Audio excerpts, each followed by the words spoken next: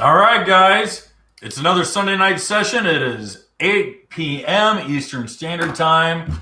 I am Kevin Shaw, editor-in-chief of the Watercraft Journal, the world's most popular PWC magazine. If you haven't already subscribed, please go to watercraftjournal.com. Once again, that's www.watercraftjournal.com. You can hit the subscribe button. A little pop-up will come up. You'll be able to enter your email address, and you get you get two newsletters a week. One on all the articles we publish every day, Monday through Friday, and one that is all of the videos that we publish every day, Sunday through Friday, entirely free to you. We don't give out your email address. We don't sell it off to advertisers or anything like that. You're not going to get spammed. But what you are going to get is two newsletters from the Watercraft Journal every week. It's Friday and Saturday that you're going to get those newsletters in your inbox. We've made sure that everything works. Everything is dialed in. We had a couple little hiccups when we just changed servers, and we wanted to make sure, my microphone. We wanted to make sure that everyone was getting it. We did a whole bunch of testing, and yes, everyone's getting their newsletters. So if you haven't already signed up, please sign up. Also, if you aren't already subscribed to the Watercraft Journal YouTube channel, please hit that subscribe button. We are working really, really hard to get the Watercraft Journal up to 20,000 subscribers. When we do, we're going to have a huge giveaway. We've got now over 20 prizes we're giving out. Originally, it was going to be 10 with a grand prize of a $100 slippery vest, and then second prize being a $50 HydroTurf backpack. We have way too many things to give away. So we're basically going to go completely crazy for our random 20 winners. We're going to randomly pick them. Whether you're a new subscriber or you've been here since day one, your name is entered. If you're in the lower 48 states, that's the other catch. If you're in the lower 48 states, you are eligible to win one of these prizes. Unfortunately, because of the cost of international shipping, we simply can't send stuff to the UK or Australia. It sucks. I'm really sorry. But what I will do is I will send you a pair of Watercraft Journal stickers if your name does get drawn and you're outside of the US. So I'm not going to leave you empty-handed. I will send you some stickers. But for our friends and subscribers who are in the lower 48 states, you can win as long as you are subscribed. So again, please get us to 20,000. We want to do this before the end of the year. So again, just wanted to really get that out there. Really wanted to hit everyone. We want to get the subscriber list up to 20,000. That's the big goal before the end of the year. We're just a hair over 3,000 away from doing it. I think we could do it. The way that the magazine channel is growing, we can really, really hit it. All right. Hey, thank you very much, John Sharp, for the super chat. Does the 2013 LX have a depth finder? No, it does not. We're going to go down the list of the something like 36 different features that are on the new dashboard and data gathering system for the Ultras, but it does not have a depth finder. So that is going to be the big thing. Just so you know, we are now prioritizing. We get so many questions during every live session that we are pretty much making the decision that we're getting more towards answering super chat questions more so than every other question. I know we've gotten emails from people who are like, man, I asked my question 5 times and it simply got buried within all the super chats. So if you do want to get your question answered, both read and answered live here on this live session, your chances of doing so are greatly increased with a super chat. So let's get the super chats in, and I'll immediately answer your question. So a little bit of news before we jump into the redesign and talking about what everything Kawasaki's coming out with for 2022. Last Sunday, you guys voted that the 100th episode of the Watercraft Journal show, which is a episodic show that we do 2 episodes every month, that 100th episode is going to be on the 2022 Yamaha SVHO Limited.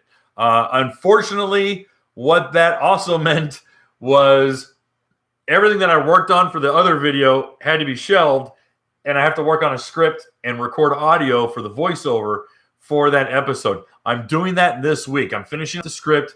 Probably Tuesday and recording audio that day. That means that we're probably not going to see the video for another probably week to 10 days. So unfortunately, we're going to be holding off a little bit on that, and or not necessarily holding off, but it just takes some time to process that.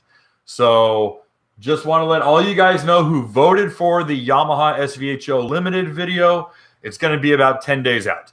Robert, thank you very much for the super chat, and I will be discussing what has happened to the 310R in detail. I'm not going to jump the gun on that one because that's a big reveal. So let's go to the next thing. A lot of you guys, actually about a month ago, we had a long conversation about what would be some better apparel options through the Watercraft Journal. What kind of product do you guys like? And it was almost unanimous that a lot of you guys wanted a long sleeve UV shirt.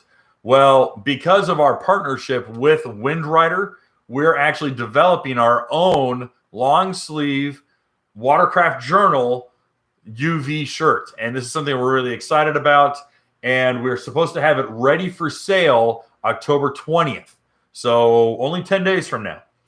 My hope is that we're able to make an announcement later this week and with a full design of what it looks like, front and back. It's going to have the logo big on the chest and smaller right at the base of the neck, just like about that big on the base of the neck. And it's just the basic logo of the magazine.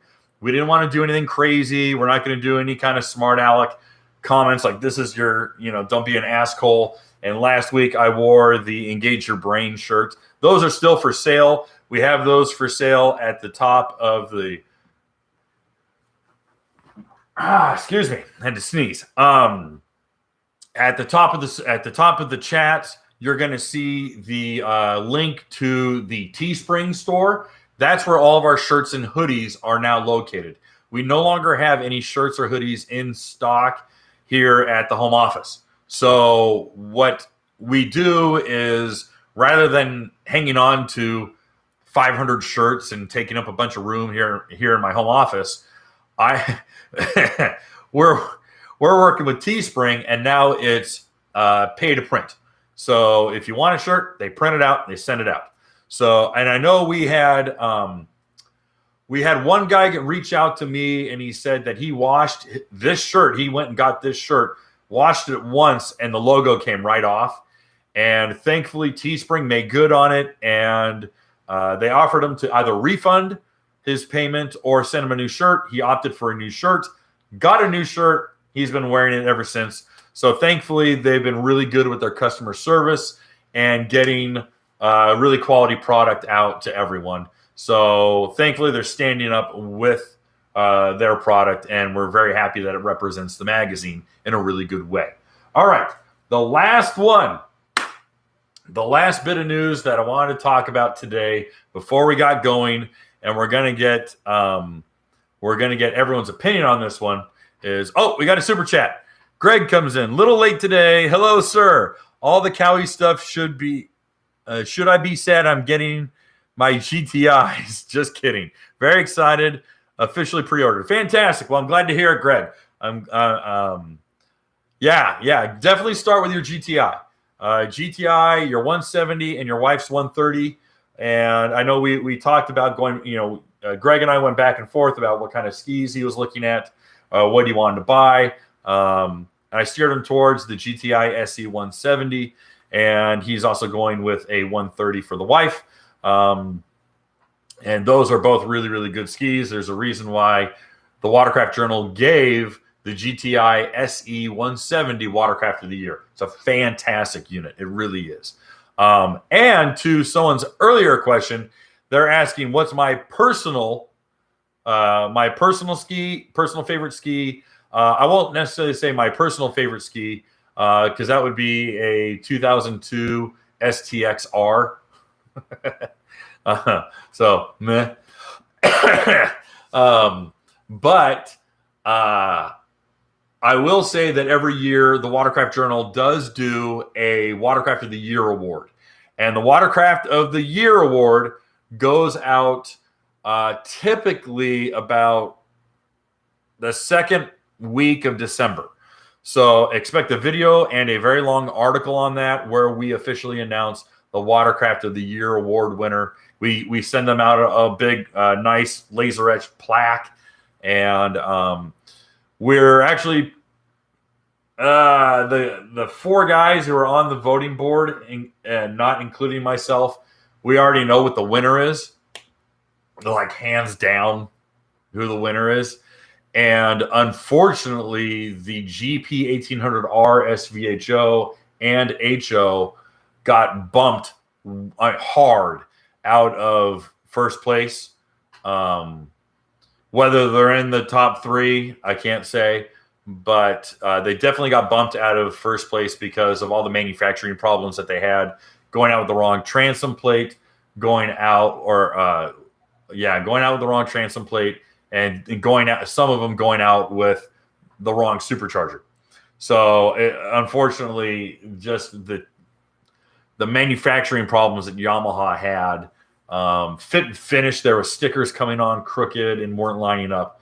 And I know they were trying to rush to get those things out, but they did so at the cost of Yamaha's stellar quality. And a lot of GPs, both SVHO and HO, simply came out subpar.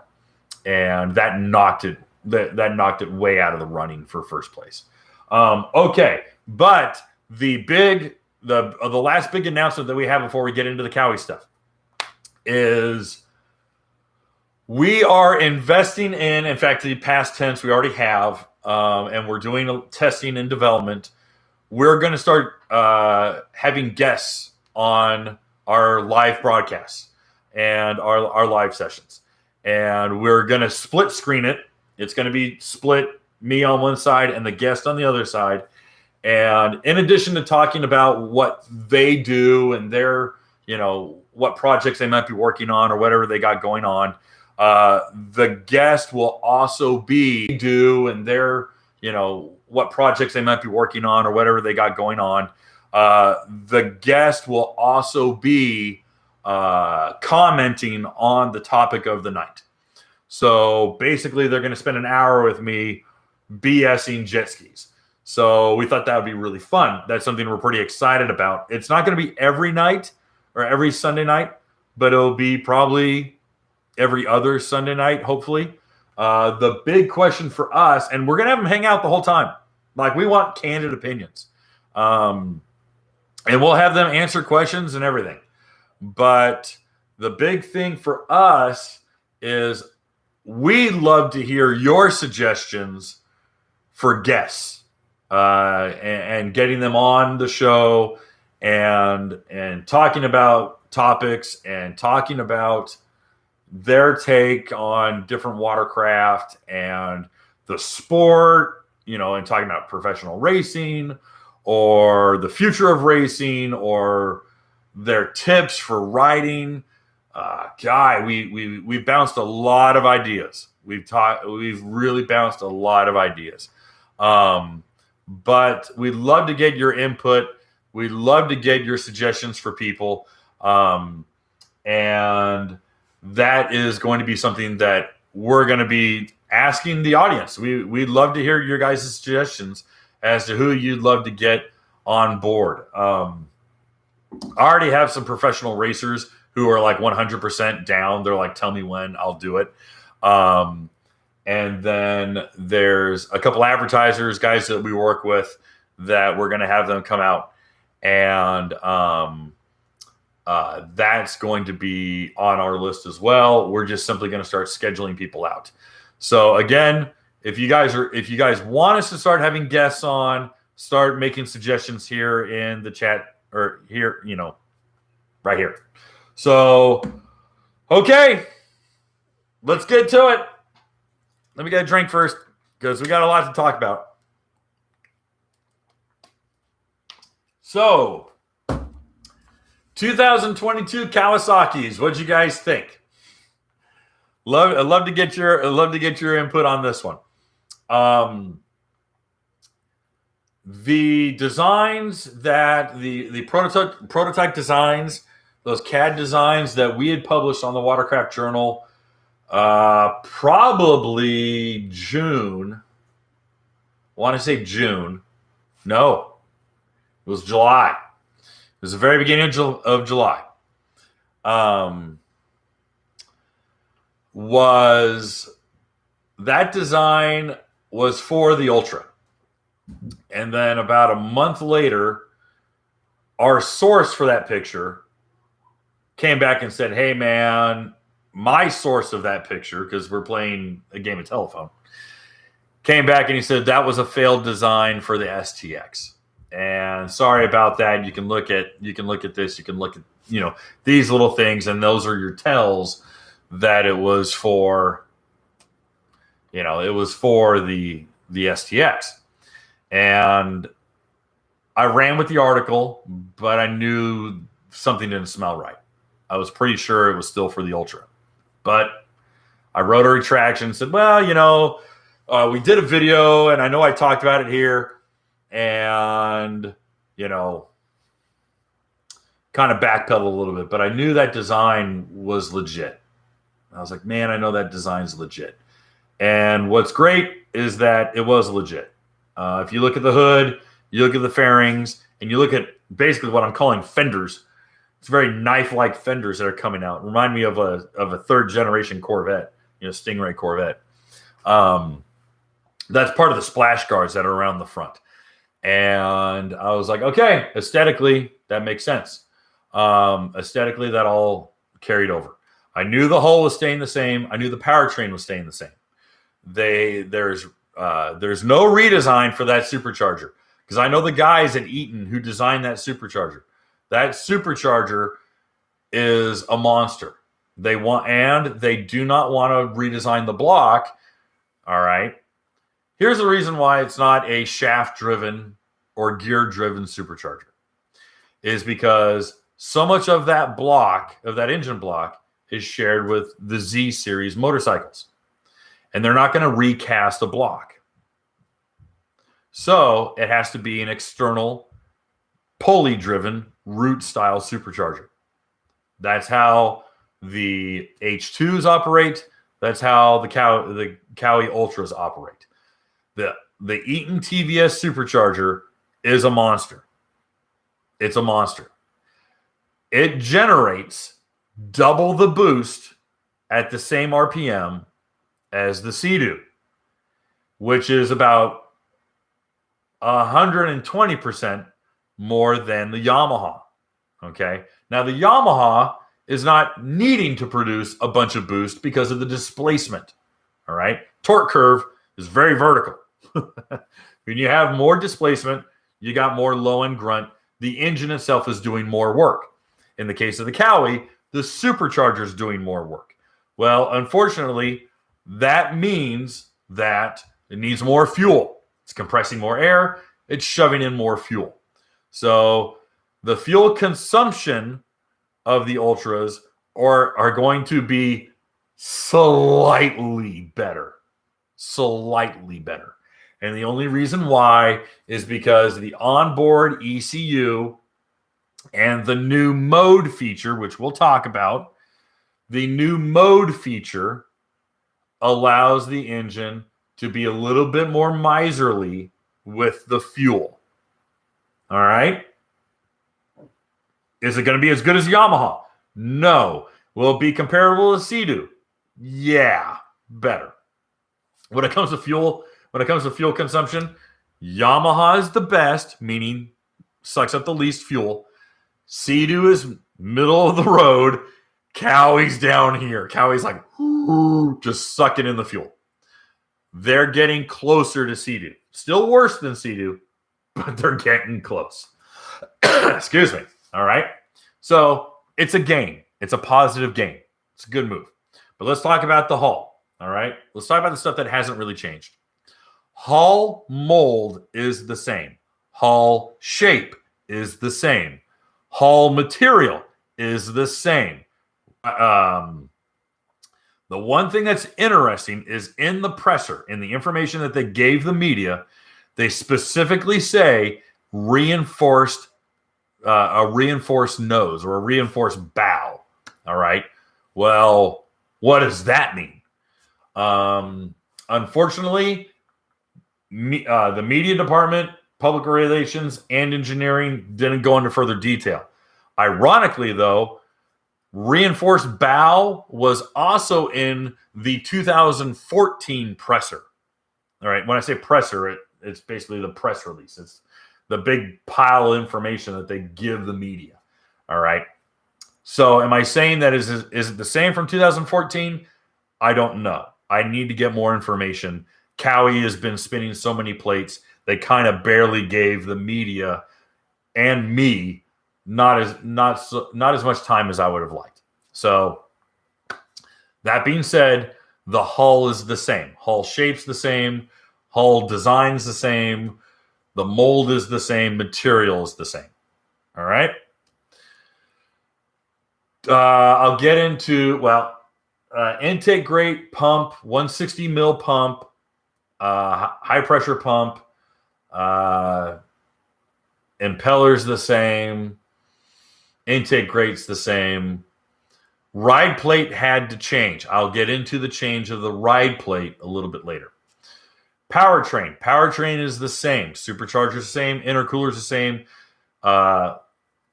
All the same from 2014 with the piston upgrade that was made in 2017. All right. They have not been having the piston failures from late 2017 up. All right. From 2014 to 17, there was a bad rash of 3 years of the Ultras having bad pistons.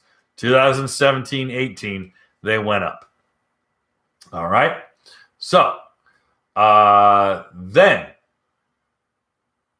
powertrain. Well, last thing with powertrain, I already mentioned, but I'll reiterate again. It has better engine management because of what's now available through the dashboard. All right. So engine management is a little bit better, a little bit finer tuned. Fuel consumption, a little bit better. Do I have the hard numbers? No, I'm basically speaking in generalities. So I apologize.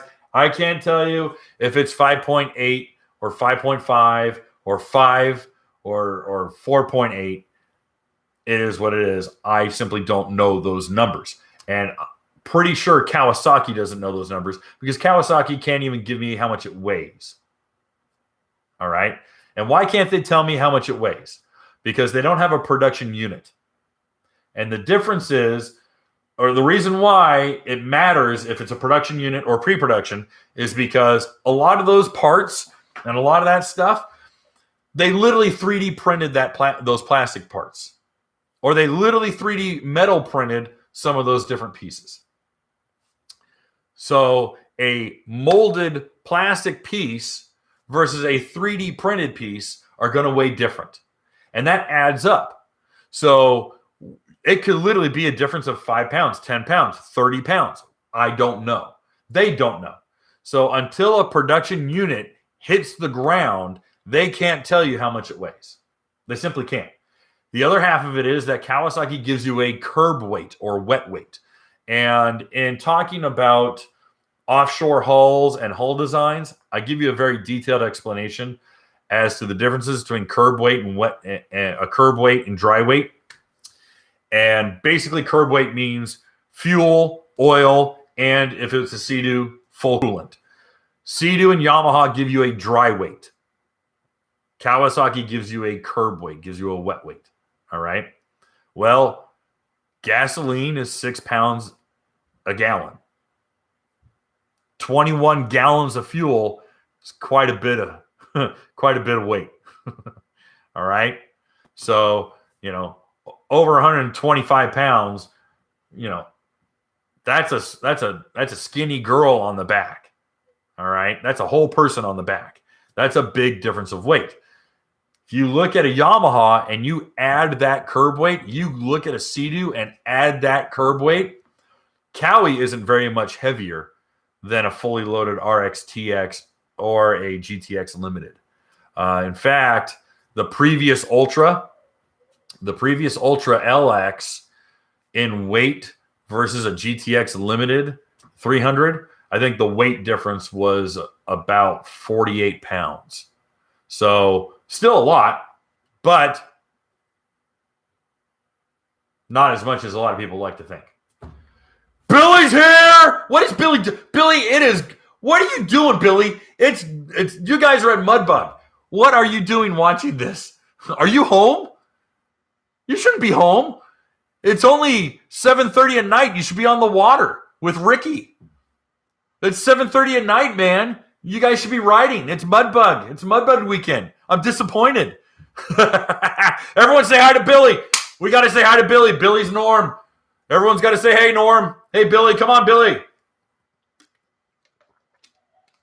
All right. So let's keep rolling. Okay. So let's get into the new stuff.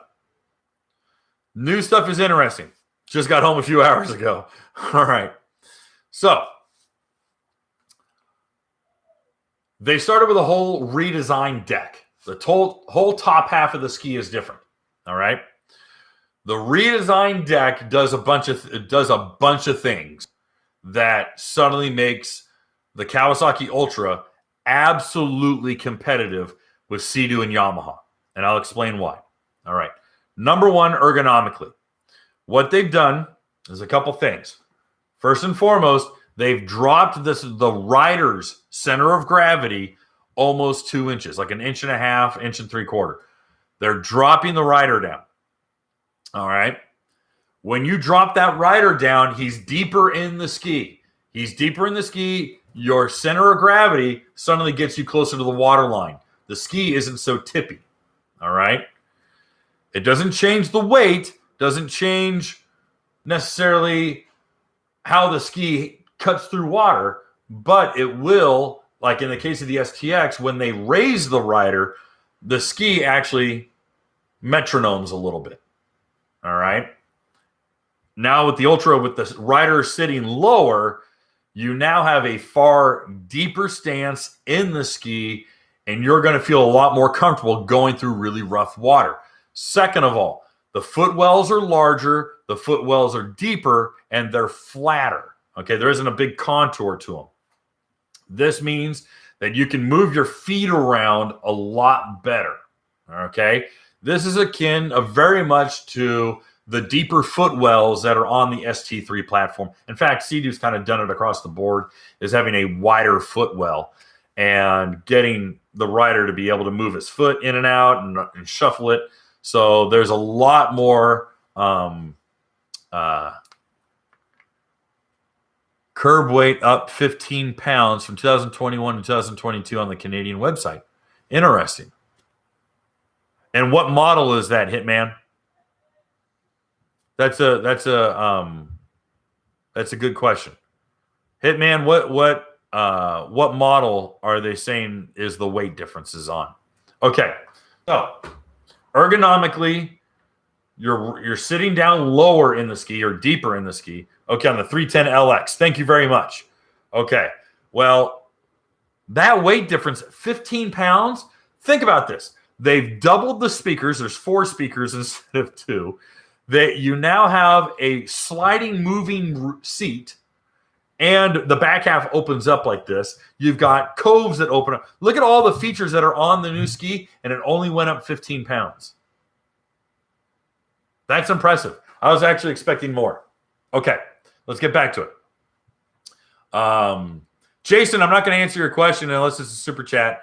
I'm not going to interrupt what I'm doing until super chat. Okay, so then they got into the seats. All right. And whether it's the 310X, the 310 LXS, or 310 LX, all the seats now pinch in over 3 inches at the knee. 3 inches is considerable on either side. Okay. Is it an ergo-lock seat? No. Because Sea-Doo would sue them if it was basically Ergolock. Okay, they do not have power. They don't have padded knee pads. But if you look at the actual fairings. Let's bring up the side picture, the profile picture.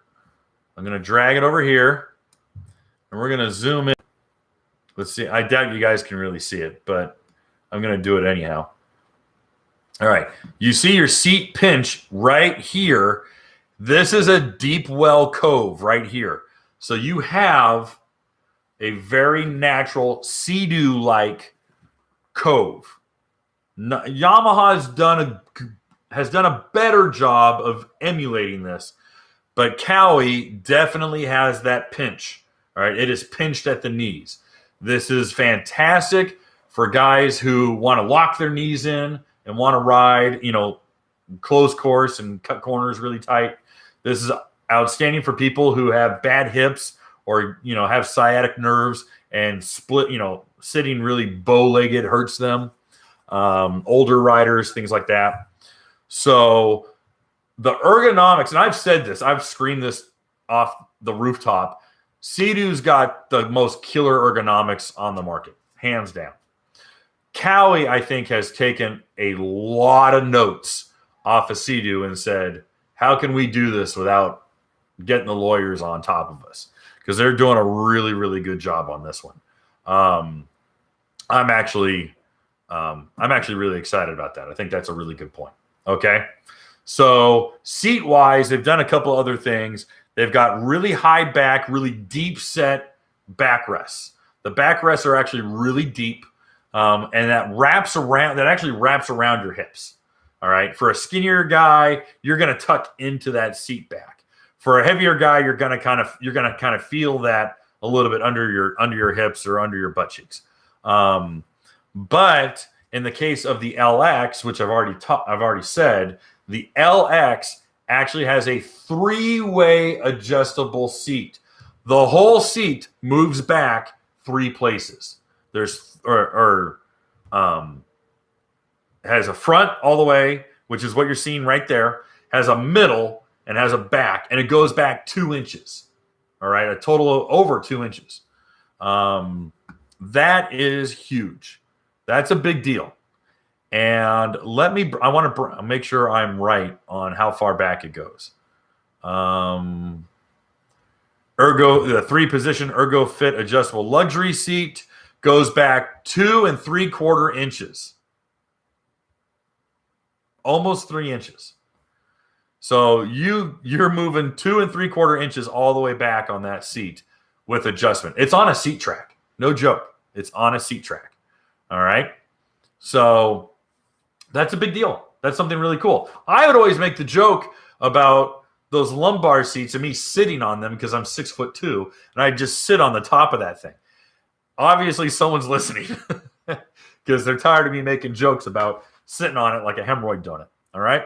So that's a big deal. Now, obviously, this is the LX luxury seat. It's the one, it's black and coffee brown with the white stitching. It's got the second rider strap. It's got the really high back seat back there. That's for like if you got a little kid in between you, husband, wife, and a little kid in between. But yeah, that is something that's going to be really, really cool. Won't there be a gap between the seat and the glove box? I've seen it, and apparently you can't drop anything in there. From what I understand, there's nothing going to be in there, or the seat itself slides back, and you'll see the track, and it'll just be a little bit of a divot. It's not going to be an open hole into the engine compartment. So it's been pretty well laid out. And they also said that they've tried to eliminate pinch points. Pinch points are like, let's say you're bringing the seat up and you catch for you guys, you might accidentally catch yourself. You're like, oh, that's not going to happen. So they joked about it in the presentation. So that was kind of cool. All right. So let's move forward. Let's go to the center console. All right. Couple things on the, well, let's go a little further forward. Whoops. Sorry. Okay, let's go to the front. The front has their new splash deflectors. All right. These bring the front bumper out considerably. It brings them out a couple inches. Okay. These also kick out into wide fenders. I call them fenders. They look like the fender flares on a C3 Corvette. Sorry, it looks like a Corvette to me. I get a lot of C8 Corvette vibes out of the front of this thing. A lot of Formula One with the narrowness of the nose, but I get a lot of C8 Corvette out of the design of this. Except that the bronzy gold, you don't see a lot of new Corvettes in that kind of color. All right, so in these new front fenders, yes, there are LED running lights. Are they bright enough to be a headlight? No. They're not a headlight. They do not project a beam. Okay? They are not a forward projection headlight. These are for visibility. These are added visibility. All right? Just like daytime running lights on your car, it's not a headlight, it's a daytime running light. It's so that boaters on the water can see you better. All right? Now, yes, they're cosmetic only. Thank you. Here's the kicker. There is a lot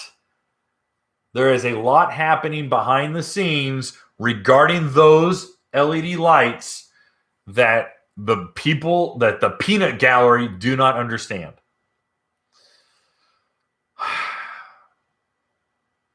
The Coast Guard doesn't think jet skis are safe. There's a lot of grumbling going around. A lot of states and the Coast Guard and the federal government are having a hard time with jet skis. Small vessels. I shouldn't say jet skis, because it includes a lot of boating. Big Brother does not want jet skis on the water.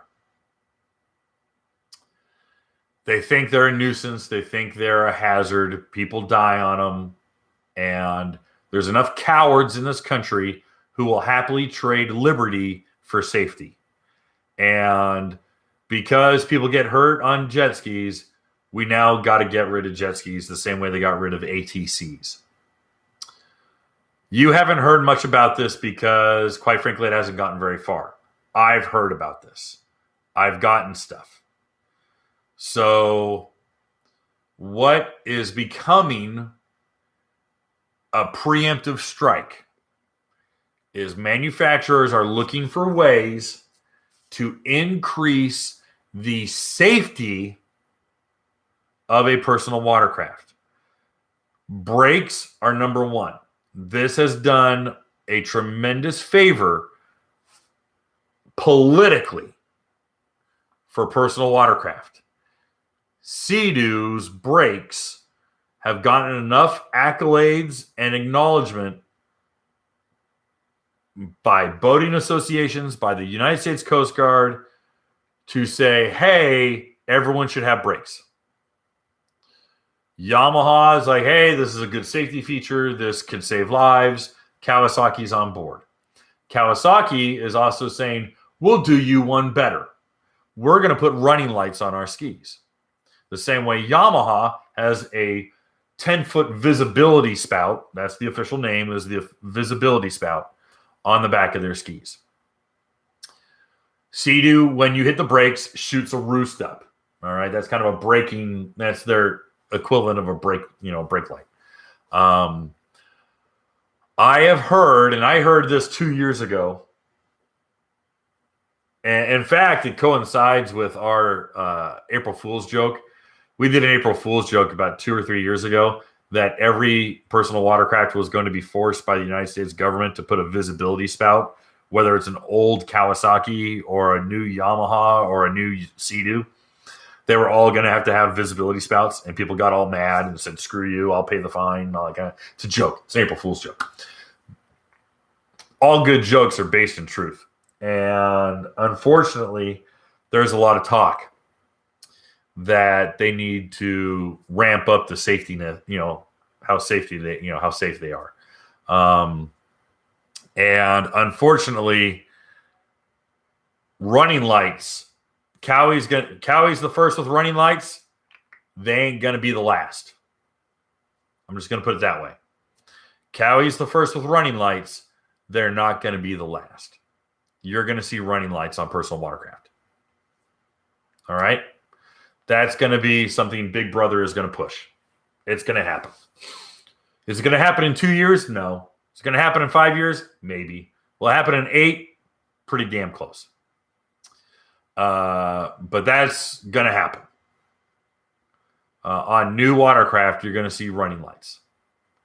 And Cowie's just getting ahead of the curve. They're waiting to do it early, or they're not waiting to be told to do it. They're going to do it early. That's where it's coming from. They're saying, oh, it looks cool. Oh, it's awesome. Oh, I know, Mikey. That's what I was quoting. That's what I was quoting, Ben. I was quoting Mr. Franklin. By the way, jump into James Madison if you want to even go further on that one. But those running lights are not headlights. This does not give you a green this does not give you a green flag to go ride at night. This does not give you automatic okay to be riding at dusk when your state says you can't.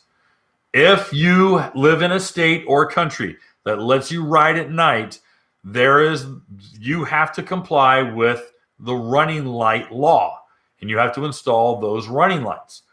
In fact, Josh Dowling did a fantastic article from Australia, going state to state in Australia, asking, what do you think about these running lights?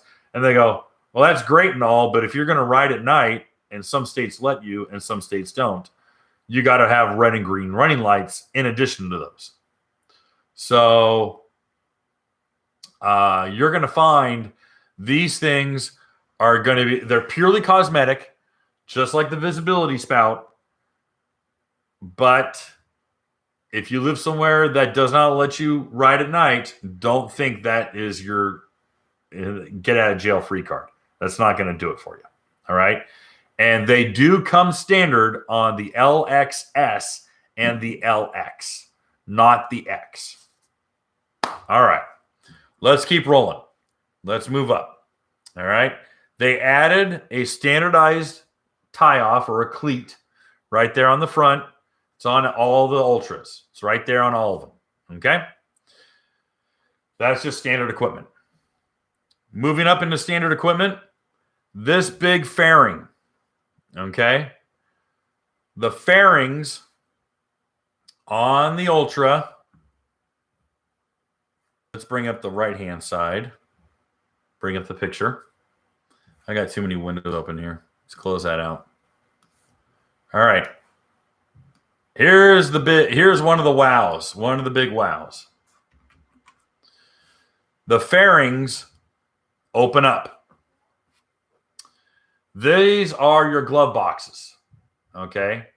Each side, this totals 10.5 gallons of storage. And it wraps around. It connects in front. Okay. If you open up both fairings, they connect in the front. So you can shove a dry bag in the front of the steering because there's kind of a big center console in there. You can weasel it in and shove a dry bag in there or a towel and t-shirts or whatever it is. Those things, and they're deep. They have there is some depth to it. So everything's not going to spill out of it. Okay. This is your phone case. On the case of the LXS and the LX, you have the USB port. It is an accessory that you can add onto your X. But that case is on the X. This waterproof case is on the X. All right. But that storage, these doors open up and they flare out a little bit like a gull wing door. And all you do is take that black little knob or black little handle and you pop it open and it goes boop. And you see gas struts There's 3 gas struts on this ski, one on either side of these and one for the front, and they open up and go whoop, and they come out nice. All right?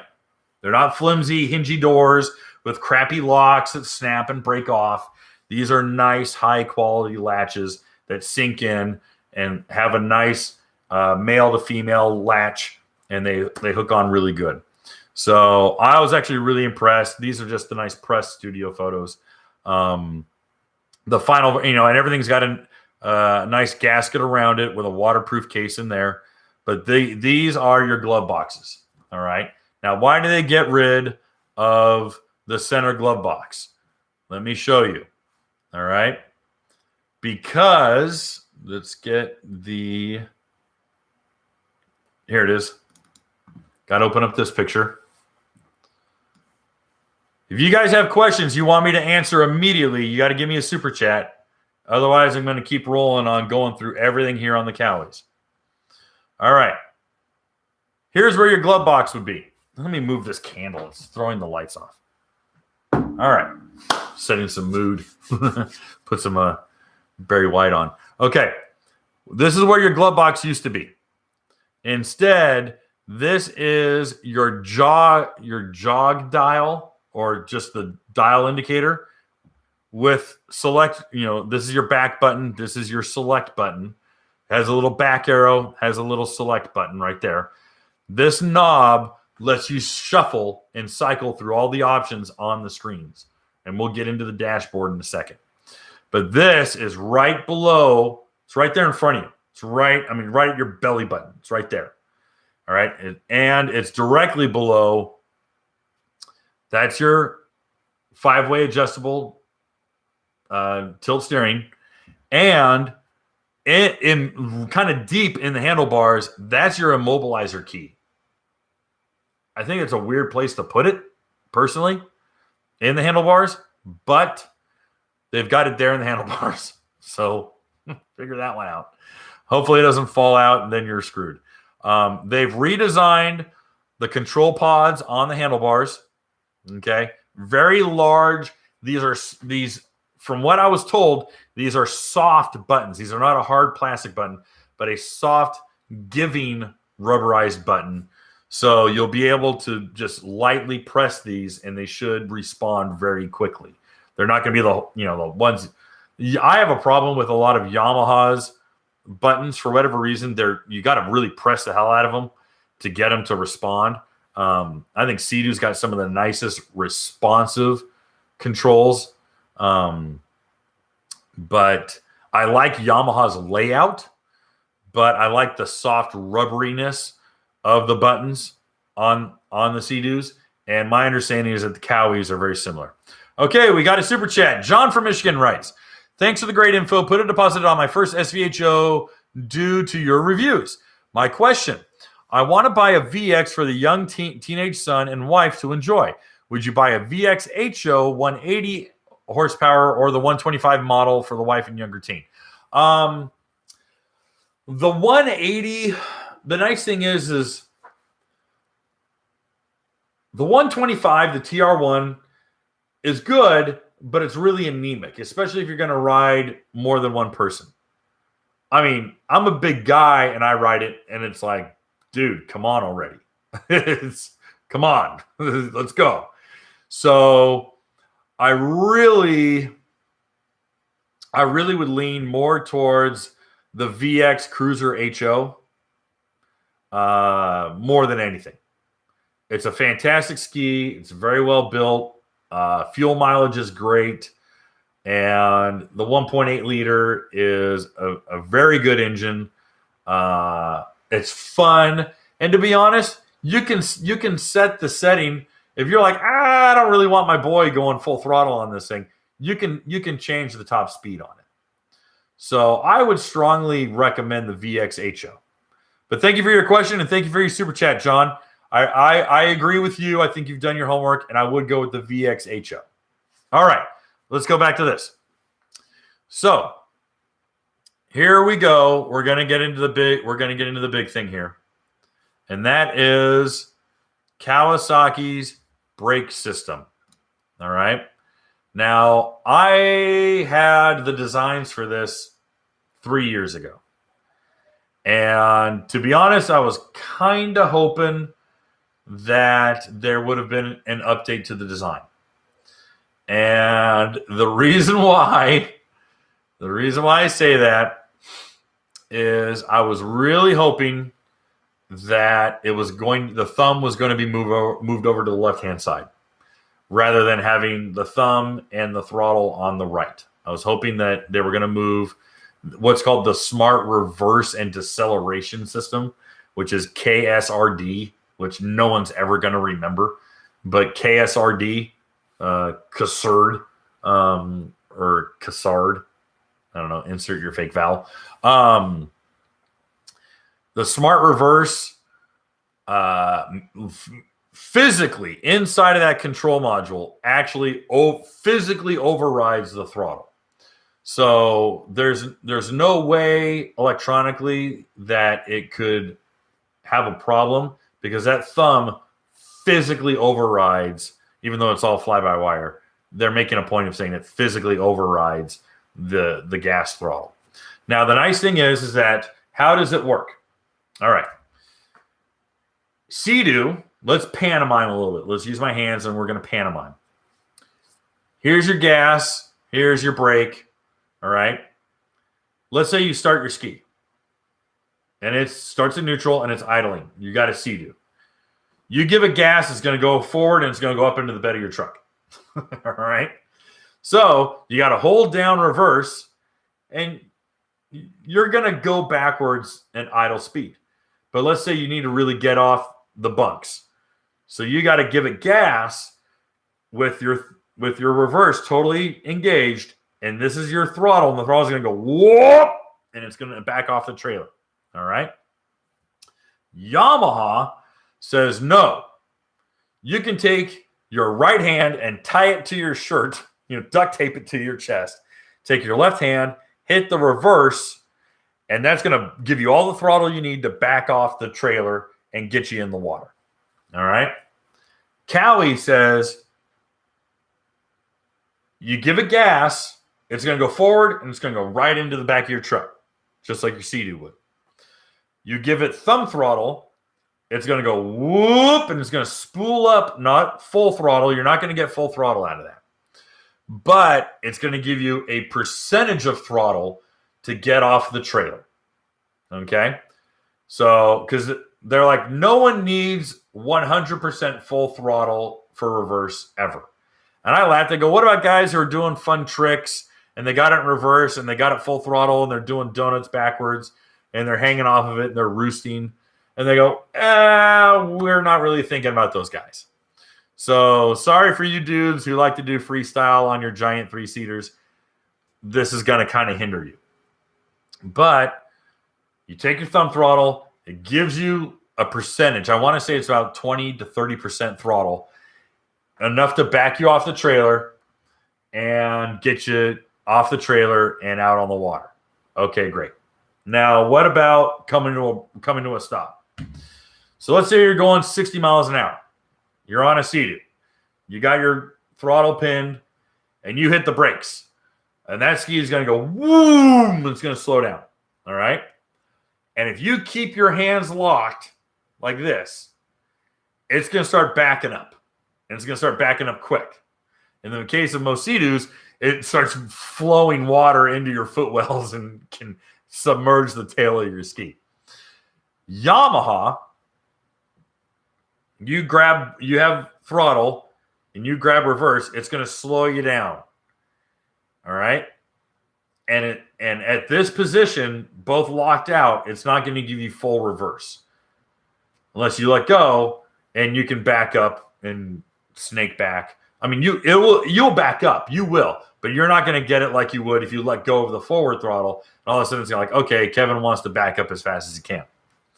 This one, you hit it and you hold it down, all the way down.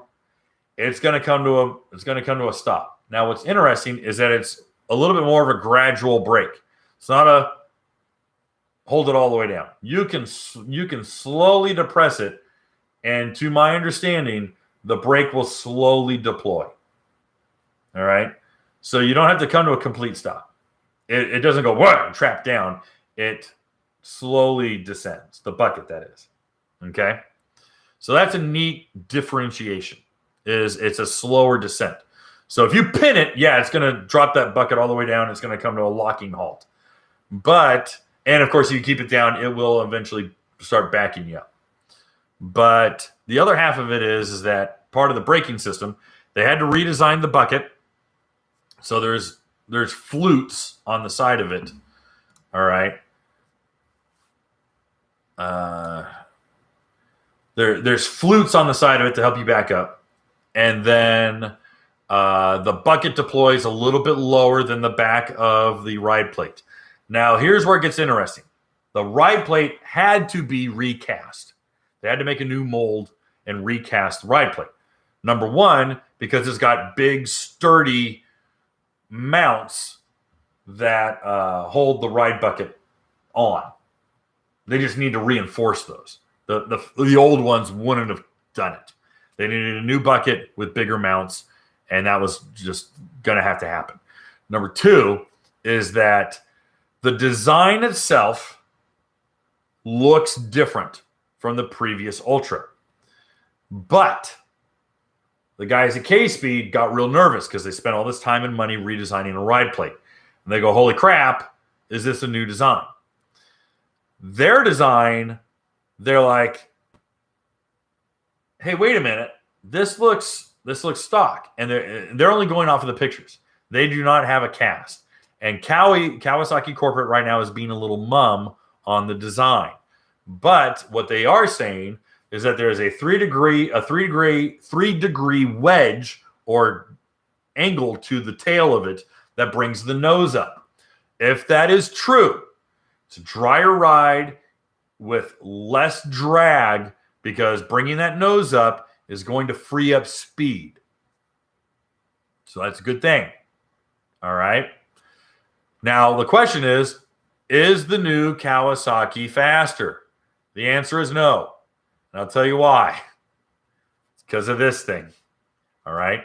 The new Kawasaki is going to lay flat on your nose, or it's going to lay over at 68 miles an hour because it's got a GPS controlled speedometer.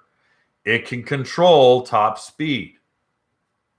And it can do it a lot better than that stupid paddle wheel. Kawasaki's not going to have anyone come down on them, especially because they're out of California. California loves big government, and California would love to take a big old bite out of Kawasaki. So they're not going to leave anything up for chance. With this, what they've got is they've got a GPS controlled speedometer that says it's 68 and change, like 68.2, 68.4. We retard the throttle. We back off the throttle. All right? Because they don't want the Coast Guard coming down on them. They don't want the state coming down on them. Okay?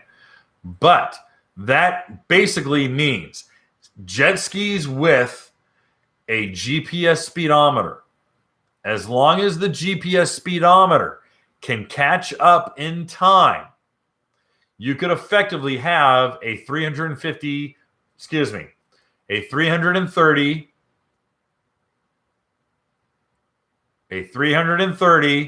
or a 350 or a 400 horsepower jet ski that just at 68 miles an hour hits the brakes and slows down and only goes 68.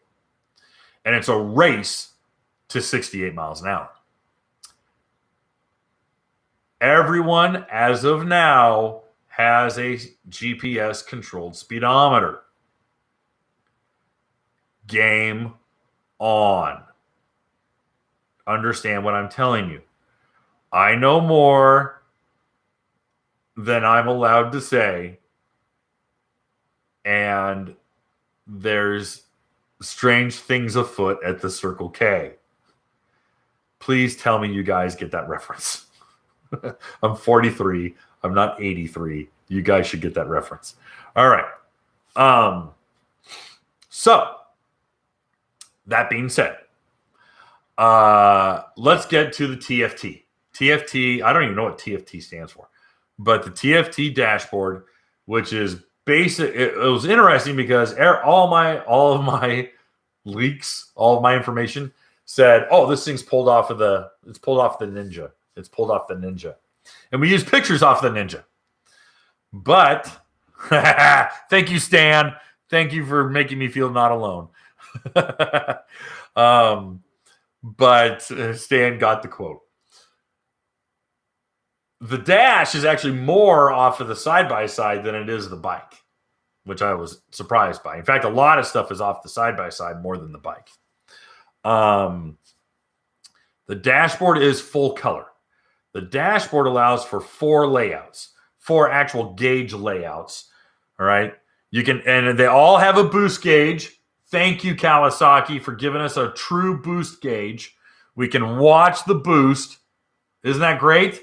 Thank you, Kawasaki. Everyone repeat me. Thank you, Kawasaki. Good. Thank you, class. All right. So they now have that. All right. And you can have an analog dial speedometer or an analog dial tack with a digital speed. All right. All of these things. So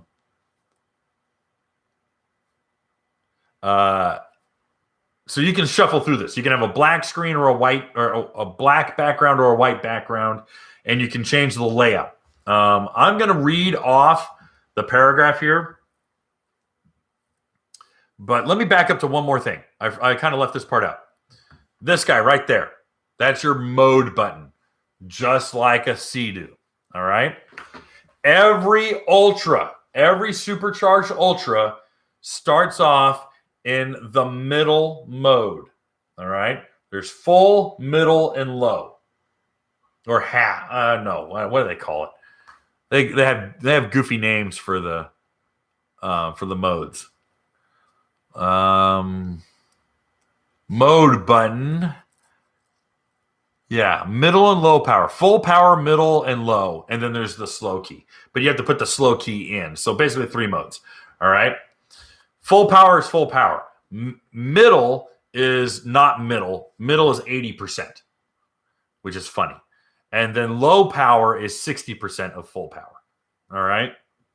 So your ski starts in middle. Your ski starts in middle. Every one of them starts in middle. The same way your Sea-Doo starts in touring mode, not sport mode, your Ultra starts in middle. Your eco mode would be low, or and the low power is identical to slow key. So if you put the slow key in, you're just riding in slow, SLO. If you put it in low, it's the identical tune to slow. Middle is your touring mode. That's your good fuel mileage, 80%. You can get to full speed. It's just a slower acceleration curve. Full power is romp the hell out of it, jump out of the water, get up to 68 miles an hour, your hair on fire. Okay. But that's your mode button. Well, I'm looking at the wrong thing. Okay. That's your mode button, and that's your setter. All right. That's your setting key. All right. So let's go back to the dashboard. All right. In addition to your mode, you now have Kawasaki launch control. KL, what do they call it? KLCM. So now you got launch control. All right. Now here's where it gets a little bit better than Sea-Doo's. Sea-Doo is a one and done. You set launch control, boop, boop. You got to hold it down. It says launch control, confirm it, ring on it, and it goes. You have 2 settings with Kawasaki launch control. You can be the one and done, just like Sea-Doo, or you can have it on multiple. And every time you slow down to a crawl, it resets launch control, and you can do it again. So you and your buddy can just hot lap. You can go down the canal or down the river, just launch, drag racing all the way down. All right. That is something that is unique to Kawi, is that new launch control feature. All right. Does the exact same thing the Sea-Doo does. Starts, it gets you with the nose down, brings it up to an optimal preset, which is going to be probably all the way up or 3/4 of the way up to get the bow out, because there's a lot of bow in the water on that ski. But you're going to want to get it up, and it's going to get you to a top speed preset. So that launch control, that's what's unique about the Kawasaki in that regard. Okay, so let's see. We got modes, launch control. We talked about the brake, new dash. All right. Let's see here. Black background, white background. I'm going down the list on this thing, guys. Hope you don't mind. So what does the screen function give you? You have a GPS speedometer. You have a GPS compass. It's up in the right-hand corner right there. It's your GPS compass. All right. You've got digital tack, fuel gauge, drive mode, which is your mode setting. It'll tell you what drive mode says normal. All right. I guess that's your middle is now normal, and they can't even get their names right. Indicator, that's your all right. Your power, yeah, that's your, let's see, drive mode. Excuse me. Drive mode is going to be your neutral, forward, and reverse. Excuse me. I mistake that one. Your boost gauge. All right. Your clock, what mode you're on, that's on the that's on the handlebars. Then you get your compass, your trim setting, Bluetooth indicator, whether you're synced to your phone. And part of that, you will now, your dashboard will let you know if you have a phone call coming in or a text message or an email. So if your phone is totally synced to your Cowie, it will tell you, hey, your wife's calling you. Hey, work is calling you. Or you're getting a text message from your wife. Or you got an email from work or whatever. All right. A little pop-up indicator will let you know. Whether you want to answer that, that's up to you. But it's going to let you know. Okay. It will let you know when a phone call is coming in, mail indicator, your eco riding indicator. For you guys with Kawasaki's who know, there's a little eco button, and it'll let you know when you're operating within the peak miles per gallon window of your ski. That's typically out of the boost. It's usually around 33, 35 miles an hour. But it'll let you know. Cruise control, it will also, let's see, cruise control. And then this picture, I'm going to close out this picture. Let me pull up the other picture of the dash, because the other picture of the dashboard shows you the other thing that's kind of unique. It's a little bit harder to see, especially with the handlebars up. But it's there nonetheless. And that is here at the bottom, there is a selectable bar. At the bottom, you can choose a lot of different stuff to go down there. All right. You can build your own dashboard. I'm not joking. And what you can pick from, I'm going to read the list because the list is a mile long. This is the stuff that you can shove down here at the bottom. Okay. So at the bottom, you can write, or you can place your trip meter, your total time, your trip time, your oil temp, your engine coolant temp, your battery voltage, your intake air temperature, your diagnostic code. So anytime there's an alert, external air temperature, external water temperature, and your eco riding mode. It'll pop up in there. Okay. So you can literally say how hot is the air outside, how hot or how cold is the water that I'm riding on. You can pick all that kind of stuff. Is there a depth finder? No, there's no depth finder. All right. Also, is there GPS mapping? Not yet. Not yet. Here's the thing. This already has a GPS in it. It's got everything for GPS mapping.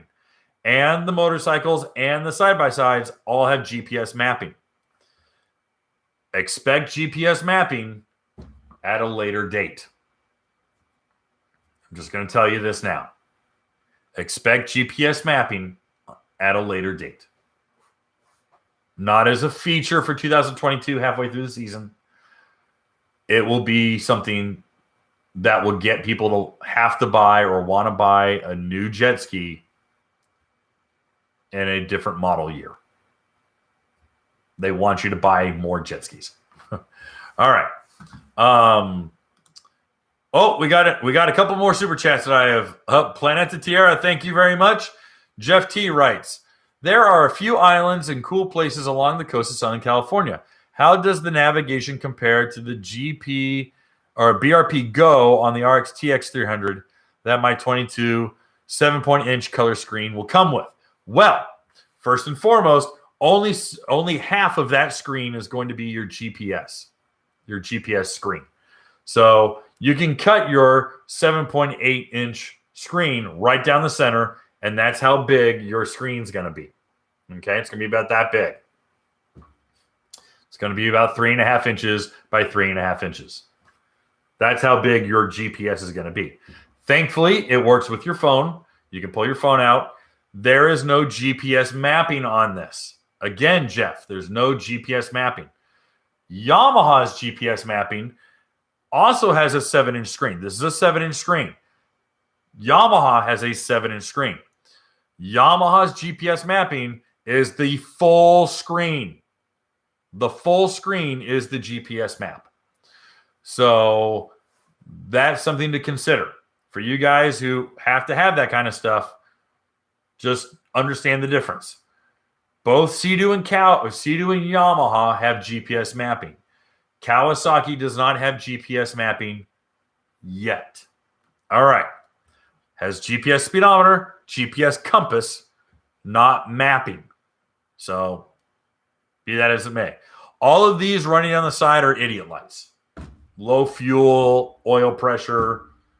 If you've got Bluetooth, a Bluetooth signal, these are just your idiot lights on the side. Okay, that's it. Nothing too crazy on those. Okay, so let's move a little further on. All right. So GPS. Talked about storage. Okay, so storage has changed. Kawasaki used to have the biggest storage in the industry. Well, yeah. Kawasaki used to have demonstrably the biggest storage in the industry. Had almost 60 gallons of storage. That's huge. The front bin was ginormous. There was a small storage pocket in the back. That's pretty much gone. Glove box was a big glove box. You put drinks in there, blah, blah, blah.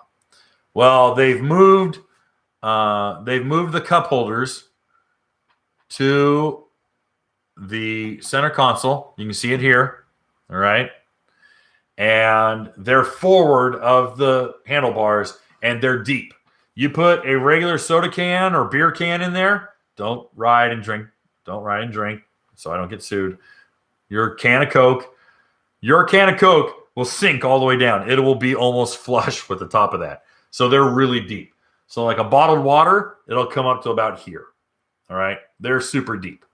So you have a lot of travel to get that bottled water to bounce out. I wish they were padded. They still don't have pads in them. So when I get mine, I'm gonna cut a little bit of HydroTurf, put it in the bottom, make a little puck, and put them in the bottom of those because that absorbs a lot of the vibration. You won't lose a drink that way, or a can of sunscreen or whatever. All right. Let's see. Oh, there's also a one-touch 5-mile-an-hour mode, a no-wake mode. Everyone's got different names for that kind of stuff, but there's a no-wake mode, cruise control, obviously. Now, let's see here.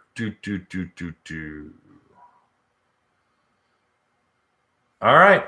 I think that covers everything in the dash. I think that covers everything control-wise. You know what I did forget? I forgot something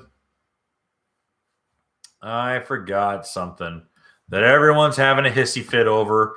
All you guys are getting all Twitter-pated over it. Let me pull up the picture. Oh, my goodness. What are we going to do about this? Oh, my gosh. It's got a backup camera. That's the stupidest thing I've ever heard. Wow, wow, wow, wow, wow. Guys, it's not a backup camera. Yeah, it turns on when you're backing up. It's a rear view camera. All right. If you're towing your buddy's broken down ski, you're using that.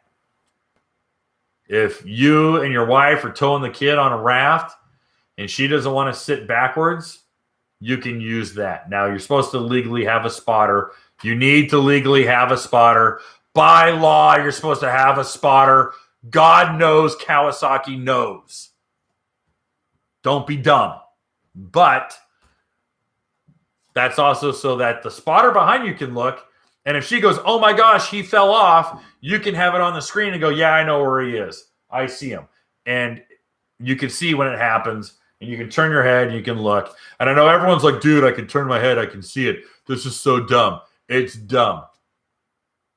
Then don't buy it. Don't buy it.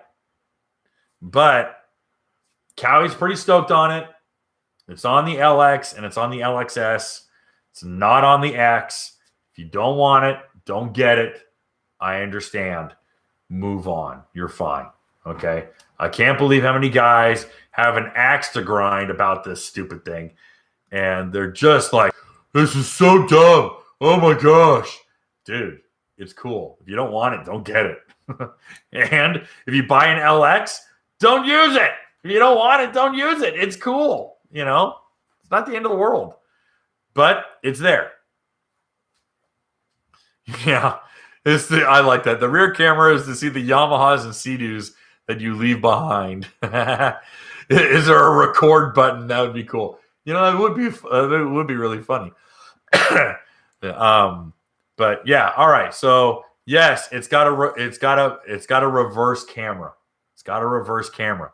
What's interesting though, the reverse camera is directly from the side-by-sides. And they're like, dude, everyone on the side-by-sides love them. They love them. So they're like, why not put it on? We have them in stock. We're going to put it on it. So, all right, let's go back to storage. Kawasaki used to have 60 gallons of storage. That number is heavily reduced. It's reduced down to about 44 and a half gallons of storage. The front storage bin is now 31 or 32, and you got 10 gallons in the front. And you have like 2 gallons in a wet storage pocket just below the rear view camera. All right. The backup one, or excuse me, the back one that's like 2 gallons, that's for like your rope. That's for like your tow line. All right. Your tow line or your dock line, put it there. Don't put your wet rope in the front storage or in the glove box. The reduction in storage really comes about because of the larger center console with the easy access storage in the center console, you know, your gull-wing door glove boxes. And then your front one is still very, very deep. You can still fit a pretty decent-sized cooler in the front, and you've got tons and tons of room for your glove box. This was a decision very similar to the sacrifice in storage that the ST3 center storage bin makes. The ST3 only has 27 gallons of storage, or 26 gallons of storage. That's not a lot. It's not a lot. That's really small. The RXPX has almost double the storage as the GTX Limited. I'm not joking. The RXPX I got in my backyard is 44 and a half gallons of storage. Huge glove box, big front bin. That's more storage than the RXTX and the GTX and the Wake Pro. But it's convenient there in the middle. You can sit down, reach in, grab your life vest, grab your rope, grab your junk, get everything out of there. You're off, you're off to the races. You're good. All right. Kawasaki said, listen, we can sacrifice a little bit of storage for ease of access. And that was what they wanted to do. The FX still has, the FX Yamaha has a nice big glove box. It's really big. It's really deep, rubberized, has a nice pocket. Now it's got the LED lights and the USB port and all that kind of fun stuff. But the big access panels in the Cowie, dude, you can take, I mean, I go on half-day rides with my kids where I don't bring a whole heck of a lot. So I could have nothing in the front bin and fill up the glove box and have more than I'll ever need. You know, a towel, maybe a T-shirt if we stop somewhere and get lunch. A small soft-sided cooler fits in there. I was pretty stoked on it. So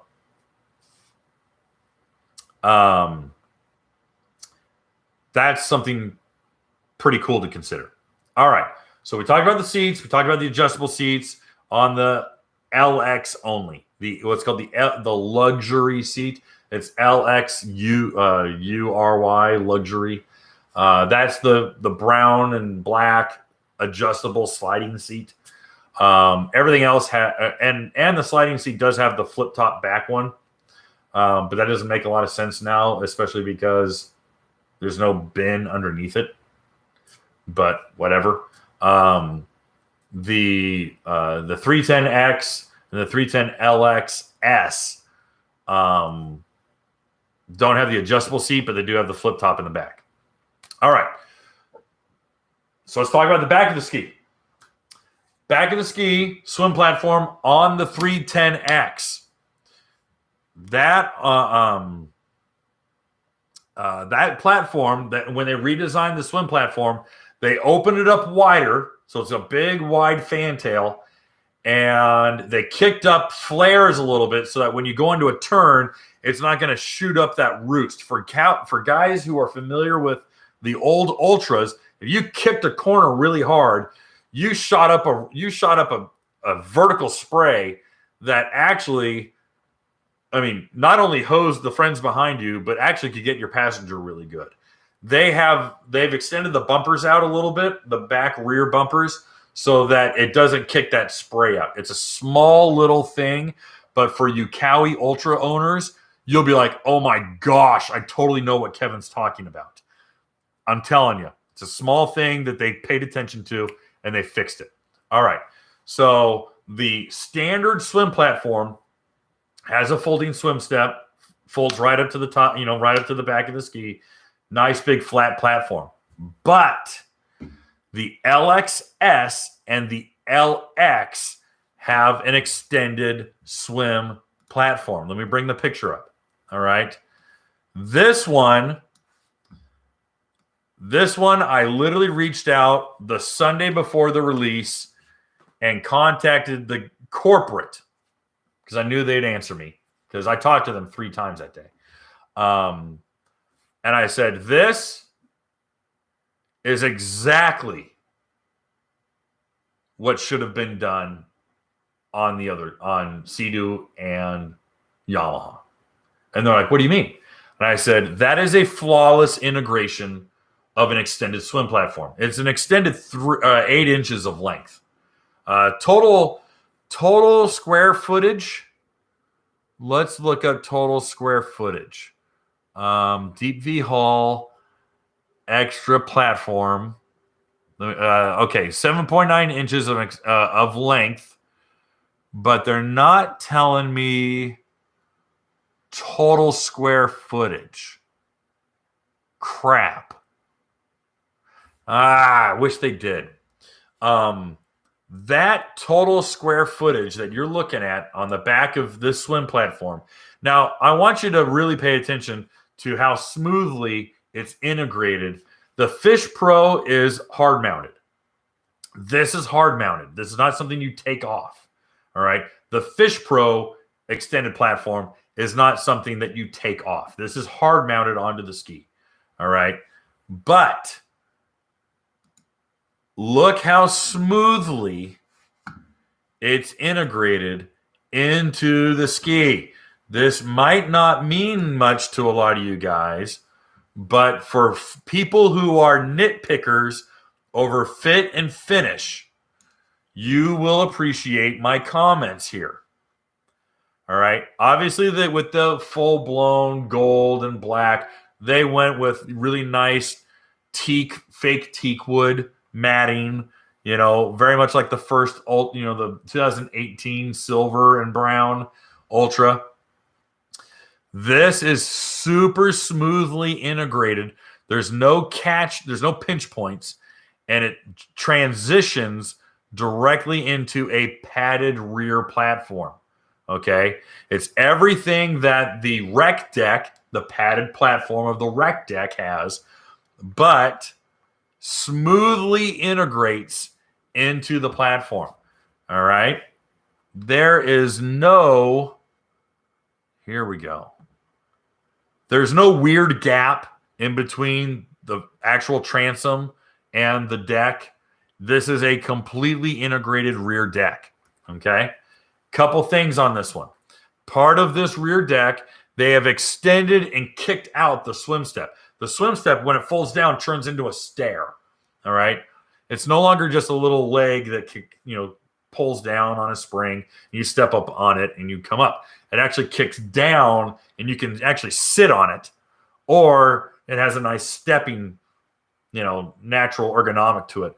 This is a nice deep hand grab right there. There's another handrail right there. Another one here that's a ladder. You have a step ladder all the way up.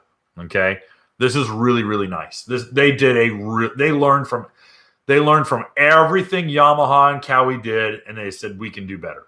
And I think they did. I really think they did. Here's the kicker. All right, there's only 2 attachment tracks. You're seeing them here and here. They're slide-in tracks. These use the exact same mounting hardware as all of those fishing kayaks, ram mounts, but they have the slide tracks on them. So you literally slide it in and you twist it, and it has a tensioner and it tightens up. So you give it two or three turns and it tightens up real tight. All right. They have so many. They have so many accessories for this thing. I mean, it's just like, holy cow. The big thing that they got that I like, I'm pulling up so many pictures here. You can see the tracks vertically here. This is a little insert that you can slide out. It's a little rubberized insert, a little gasket sort of thing. But let me close that one out. Let me pull up the cargo rack. Here we go. All right, I'll pull up the cargo rack and I'll pull up the accessory hooks. Here we go. Let me pull this over. We're going to go over the high-res images so that you guys can see it. Give you some explanation as to what's going on. Okay, this rack, they basically said, we're going to make a Swiss Army knife rack. There, excuse me. There's rod holders, vertical rod holders. There's mounting points for additional angled rod holders. These are mounting points for Rotopac's small gas cans. There are mounting points here and here. Let me move over so that you can put those. Everyone's got those really nice Surecan gas cans. They're deep enough to hold 2 of these Surecan gas cans and have the straps. There's strap points here, all over here and here. All right. This is a nice hardened anodized component. It's a nice rack. Okay. Here's the other thing. These are your little mounting points. They slide in, couple twirls, tighten up. And that's it. You can hang off this thing. I've seen it. All right. This can take a lot of weight. But whatever cargo you got, whether it's a big Yeti cooler or if it's gas cans, there's no fake base. It's sitting on the HydroTurf. It's sitting on the carpet. Okay? So this is just a cargo rack to hold things. They're not selling you a cooler. They're not selling you a live well. They're not selling you a lot of the Fish Pro stuff. They're kind of just going, listen, if you want to fish, you can. If not, do whatever you want. Here's the universal mount. You can put bungee hooks and ratchet straps and tie down whatever the hell you want on the back of your ski. Get 4 of them, you're off to the races. Get 3 or get 2 of them and triangulate it with the tow eye that's on the back of the ski that's right below the backup camera. I almost said it. Underneath the reverse the reverse view, the rear view camera. You can triangulate a cooler or triangulate a rack that way. Our auxiliary fuel system kit from the Watercraft Journal, we're already working on a rack system that's going to use those mounts. So that'll be, once that thing hits the market, we're going to get our measurements and we'll be able to have that for our rack as well. So that's something that's there. Their rack system, here's their bag, if you guys want to see their bag. I put it in the article. By the way, speaking of the article, I spent 3 days on that article. All right. I spent 3 days writing that article. I shoved everything in I possibly could. And I begged everyone who saw the video to go to the article to get all their questions answered. It does not matter. People just ignored that and just started asking questions in the comment section. And we just said, go to the article, go to the article, go to the article, go to the article. Because it's like, dude, I spent 2 days writing an article to answer your questions. Go to the article. So this is with their soft-sided cooler. It is a soft-sided neoprene and foam cooler. You can fill full ice and shove sodas and drinks and sandwiches in there. You have rod holders on the side with attachment straps. These straps will loop around and make sure your rods don't fling out. Other guys don't have that. Some of the other brands don't have that. I'm not going to tell you who. You got to look on your own. They had the wherewithal to go, hey, rods fall out of these things. Maybe we should put a strap there. Derp. All right. This thing has its own little attachment mounts that attaches to the racks. Stays nice and strapped in place. No drilling, no cutting. It goes on nice. It's not permanent. It's a nice little accessory. So Kawasaki's getting into the accessory game as well. All right. Oh my gosh. It's been an hour and 30 minutes. All right. Okay. I left out the sound system. So the Ultra LX, not the LXS, but the Ultra LX has the new Jet Sounds system. All right. They're doubling the output. Come on. What are you doing to me? Here, I'll do that. They're doubling the output. Got a big amp, 100 amp, 100 watt amp. Let's just read the whole damn thing. Jet Sound 4, Jet Sound 4S. 4-speaker integrated audio system. Rated at a max of 200 watts via 2 channels, and speakers are rated at 60 watts times 2 and 35 watts times 2. So these are your 35s, these are your 60s with a 200 amp 2 channel. So that's pretty cool. You can I did not find out whether the Jet Sound system is available on the LXS. All I know is that it's on standard, the LX. I simply do not know as an accessory. But what Kawasaki corporate did tell me was every single friggin' thing on the Ultra LX is available as a bolt-on accessory on all of the other skis. Everything. Oh, yeah, there's another little fun thing that I left out. Is it's got a windscreen. This little, they call it a meter screen. This little windscreen that kicks up. So they put that thing on there. I'm like, oh, that's cute. Whatever. You know, I didn't really care much about it. But the guys at K-Speed hit me up when they saw that, and they're like, bro, that's huge. I'm like, what? They're like, that's huge. Like, it's small. It's not going to do a whole hell of a lot. He says, we've done speed testing using different size screens.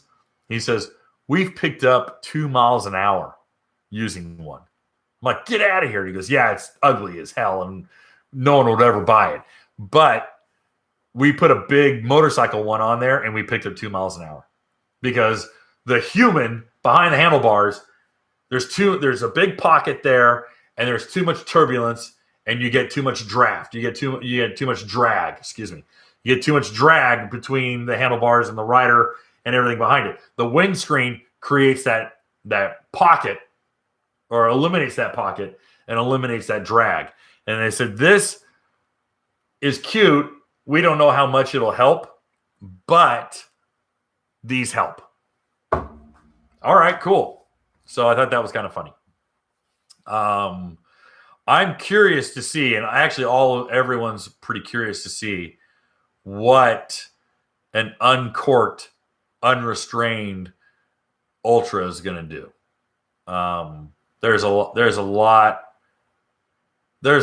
to be picked apart on this ski. We're pretty excited about it.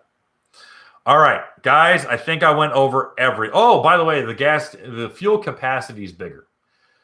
The gas tank is not different. What's different is the fuel neck. It's just got a longer fuel neck, and it picked up half a gallon. So we went from 20.6 to 21.1. Whether that matters to you guys, I just wanted to let you know it did go up in fuel capacity. Let's see. Splash deflectors, deep V hull, same thickness, same powertrain, intercooler, twin cooling circuits, slim seat, bigger footwells, easy access cleats. All right, let's go over the models real quickly, because there's something to be shared, and I'm going to melt people's brains on this one, and I'm probably going to upset Kawasaki. All right. There are 3 models available for 2022. There is the Ultra 310X. That's in turquoise and yellow and black. There is the Ultra 310 LXS. That is a more luxurious model. Has the deck on the back, the storage deck, what's called the Ultra deck, and with the bigger slim step. And it's got a nicer seat. And it's got the USB plugs in the dry case. And it's got the lights.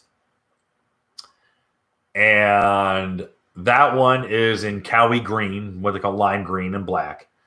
And then there is the Ultra 310 LX. That is the one in gold and black with the brown seat. So gold is the paint color, the brighter hood, fairings, highlight color. Then there is a secondary color, and that is going to be the brown. It's kind of a coffee brown, cafe brown, called cafe, seat, and some of the plastic tracking and things around there. The brown also appears in some of the decals. And then you have a lighter tan, the teak wood matting. The Ultra LX has jet sounds as well. That one is $18,200. Take $1,000 off, and you get the LXS. You take another $1,000 off, $17,199, and that is the Ultra 310X. Everyone goes, "Oh my gosh, it went up so much more money." Really didn't. It's about $1,500 or $1,600, or no, it's $1,400. Excuse me. I think it was a $1,400 difference. So what are you gaining? Well, you're gaining a whole lot of technology. The dashboard is not cheap. All right, that's the big thing. Convenient storage, bigger gas capacity, but GPS, phone integration, all that kind of stuff. Even on the base model, it's all there. So that's really the upsell.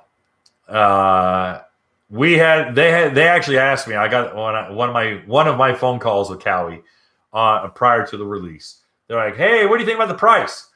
I said, "Well, I can understand the LX. I can even understand the LXS. Kind of surprised about the jump for the 310X." And they go, yeah. And they got a little defensive, like, "Oh, well, the dealers." I'm like, yeah, I understand. I'm talking to corporate. But then, diffusing my own argument, I said, well, tell you what, look at the RX-PX. You're paying a lot more money for a one-seater. And then if you want purple, you're paying another $400. You want a back seat, you're paying another $400. You start adding on to make the RX-PX comparable, you're really in it. Then you look at the price of the RX-TX. Pretty comparable. So, and that's without the technology package. That's without sound. That's without the the big dash with BRP Go. So there's a lot of add-ons. There's a lot to be said there. So it's comparable. It's more money. I understand. People are going to look at the lineup. And that's where the competition gets a little dicey. Look at the cost of look at the cost of a Yamaha FX SVHO Limited versus the cost of a GTX Limited 300 versus the cost of a Ultra 310 LX. All three have sound systems. Who's got the more powerful sound system? All three are supercharged. Who's got the most horsepower? All three have large storage that's relatively accessible.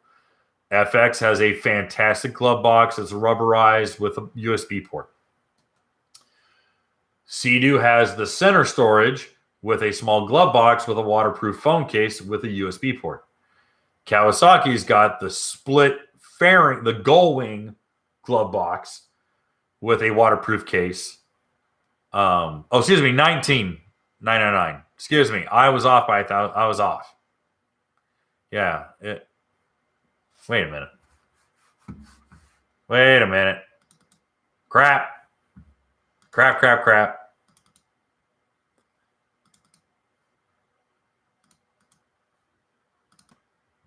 I need to bring that back up. All the way down at the bottom. Yes, it's 19,200. 17,000 for the 300. Okay, excuse me. I kept saying 18, and that's the LXS. All right. So 17,200 rounding up for the 310X, 18,200 for the LXS, and 19,200 for the LX. Thank you, C2C. I appreciate that. Thank you. That's a good correction. All right. So let's bring up Sea-Doo GTX Limited 300 MSRP. 18,299. So you're looking at, ouch, it's a $900 difference. All right, 2022 Yamaha FX SVHO Limited MSRP. 19. Okay, game on. Things just got a little bit tighter. So the GTX Limited is coming in. All right.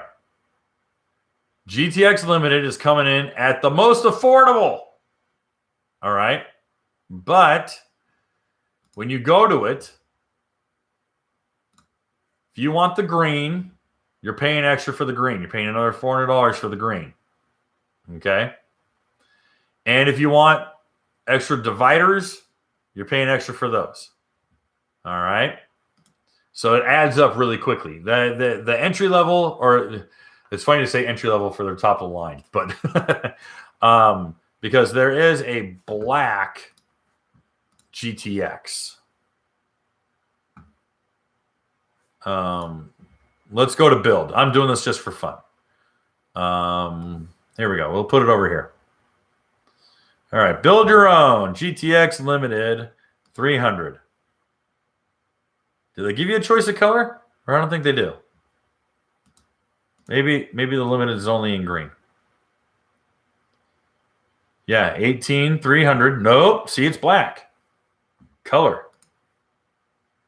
Aha! Liquid titanium black is base. Premium metallic sage gets you. All right. Now we've added another $300 to get our premium sage. We're going to go top tier. All right.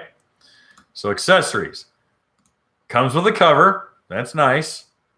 Okay. Comes with what electronics? Comes with a depth finder. They're the only ones with a depth finder. Comes with the premium, the tech package. Bigger dash, 7.8-inch dash, sound system. All right. And it comes with the USB port. Okay. That's nice. It's coming with those items. So now let's go to utilities. And it comes with a reboarding ladder standard, which is expected. You would hope so. Okay. So those are your add-ons. Those are the things that are part of your limited package. Great. So now let's go over to our Yamaha. So now we've built an $18,600 GTX. So now we're going to go over to Yamaha. And we're going to look at Yamaha. Build and price. Now here's the funny thing about the limited. Come on, Yamaha. Come on. Come on. Come on. Where are you? Get started. I swear, I really do hate most of the OE's websites. I really, truly do. Okay. So our only choice is black with lime yellow. Comes in at $19,100. All right.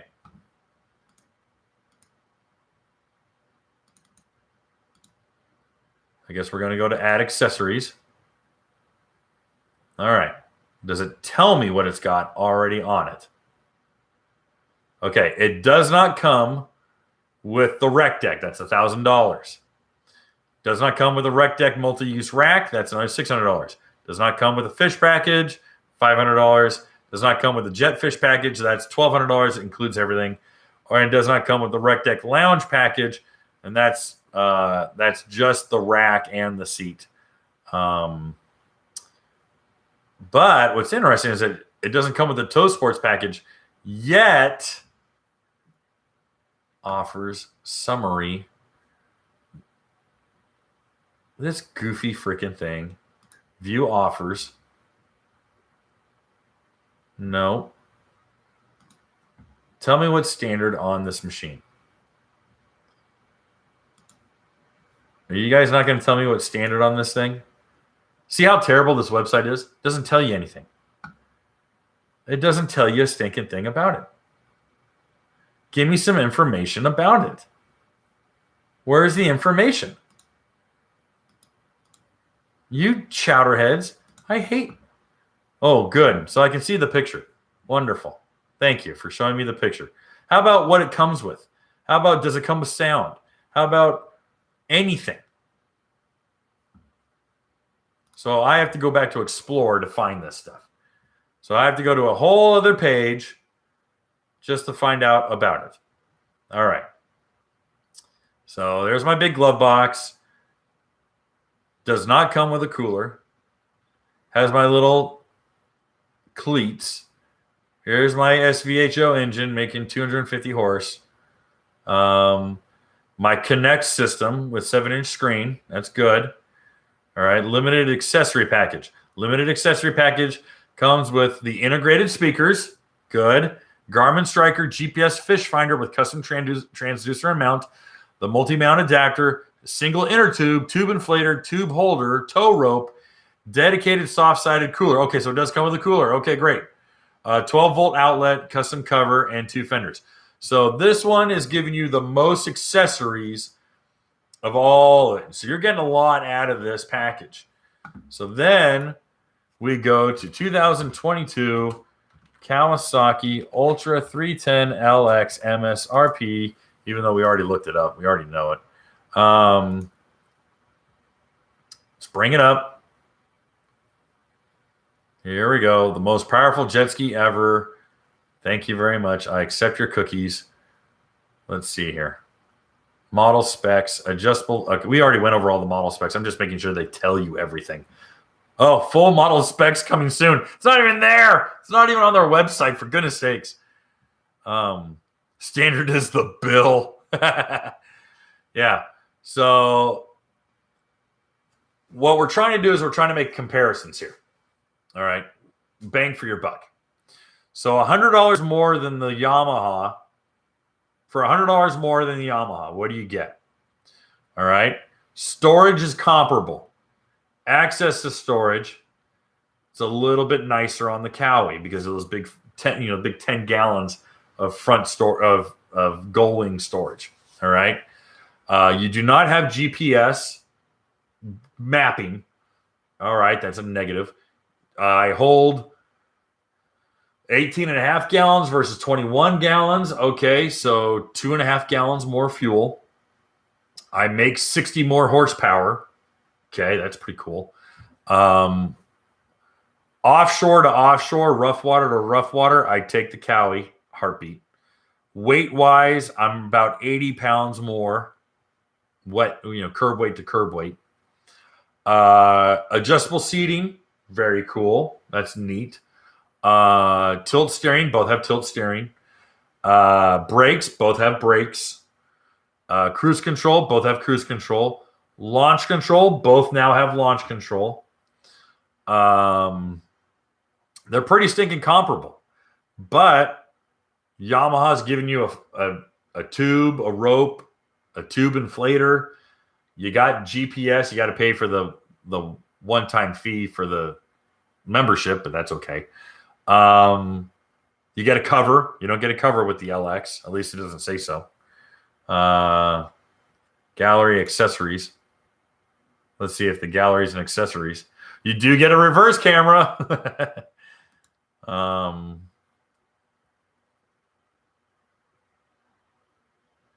Yeah. You're not getting a cover. That's sold separately. So unfortunately, you're not getting a cover. You're not getting a bag. You're not getting a dry bag. You might be able to work your dealership over and see if they'll throw in some of that stuff. If you're dropping some serious coin, they might be able to work a deal with you. But yeah, sound system. It's got a more powerful sound system. Doesn't have the fish finder.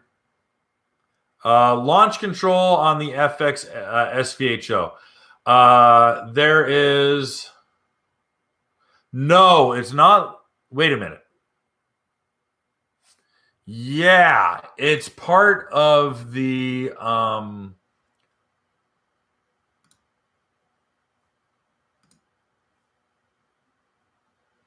drive control cruise. No.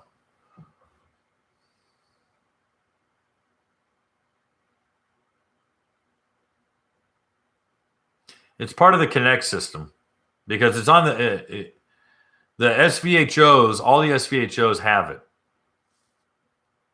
They should have a launch control if I'm not totally blowing smoke.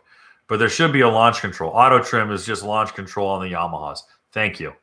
Okay. That's what it's called, is auto trim. All right. Thank you.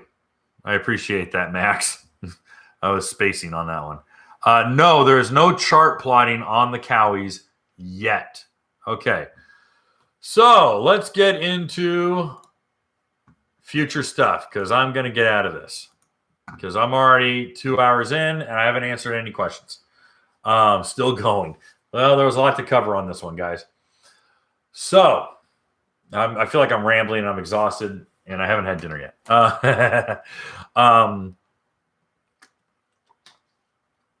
What is missing from the 2022 lineup. That would be the 310R. What I've heard is three things. There's still lots on the table. Cowie told me there is lots on the table. They're like, we wanted to do a more progressive rollout. They felt it was important to do a more progressive rollout because they honestly felt that demand and the supply chain would totally stress out their manufacturing if they dropped everything all at once. They said, yeah, we know there's some people who are really pissed off. We know there's people who are pissed off. They're pissed off about the naturally aspirated LX. They want an Ultra LX, non-supercharged with all this cool stuff. I understand. I 100% agree. 110%, 150%, 200%. They need to appeal to that market. There needs to be a fully loaded, naturally aspirated Ultra. That is a huge deal.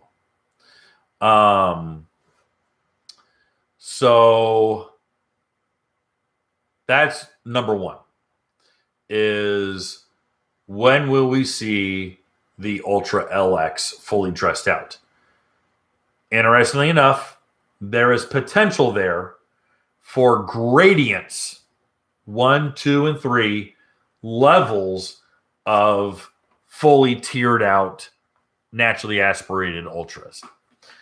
They are considering radically opening up the Ultra naturally aspirated grouping into being a base model, stripped down, super stripped, cheapo, naturally aspirated Ultra, a Ultra LXS, and an Ultra LX, naturally aspirated.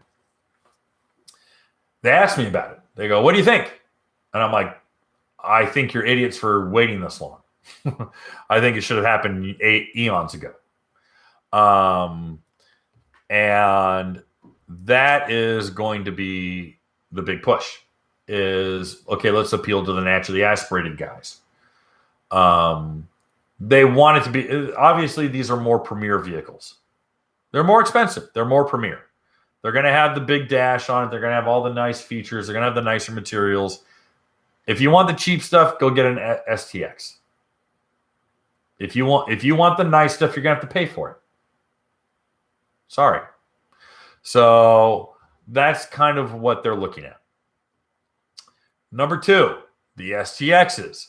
Will the STXs get brakes? It's a good question. The STX getting brakes would first be, it's interesting because I didn't get a clear answer out of it. And the STX getting brakes, they kind of like, well, maybe that's just a premier thing for the 160 LX. I'm like, don't do that. Don't do that. They're like, well, we want something really cheap that's cost, that's entry level, that doesn't hike the price up. Maybe the brake should only stay on the Ultra. I'm like, that's a mistake. Don't do that. So there's a lot of variables. We might be waiting a while on the STX to see brakes. Number 3, GPS mapping. Everything is there on the dashboards for GPS mapping. They already have all the infrastructure there because they have program sharing with the side-by-sides. So there's no new territory for them to explore. There's no contracts they need to enter into. There's no negotiations. They just need to jump on everything they've already got for the side-by-sides and the motorcycles, put it on the Watercraft. That is doable.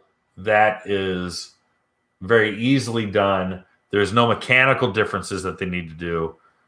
They're not going to do it. So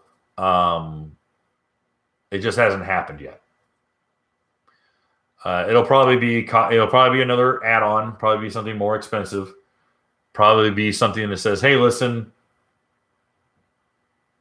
it's standard on the LX, and it's going to make the LX 19.7 or 19.6 or whatever it is. But it'll be a $300 or $400 add-on on the base model 310. I have no answer. I'm speculating here. So, but I know that everything's there to do it. They just literally need to flip the switch. The last one. And that is the one that most of you guys are probably screaming about right now.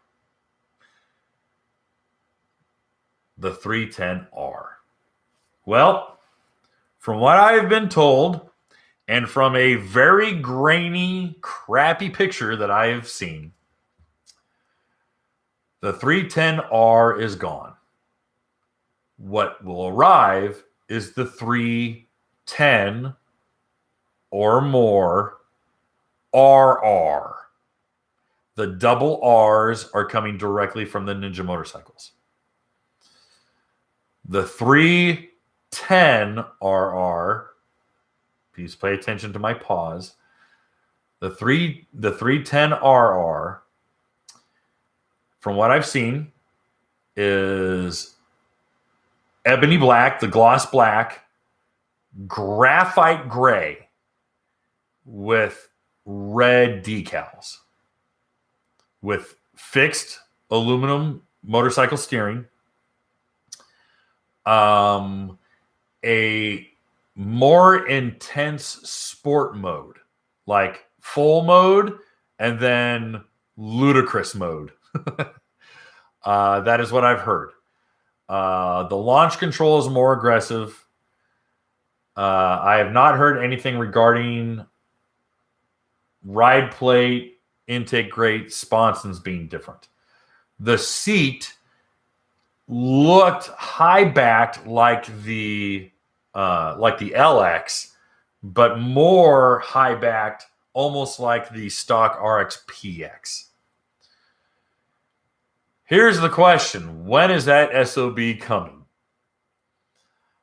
I don't think it's coming in 23.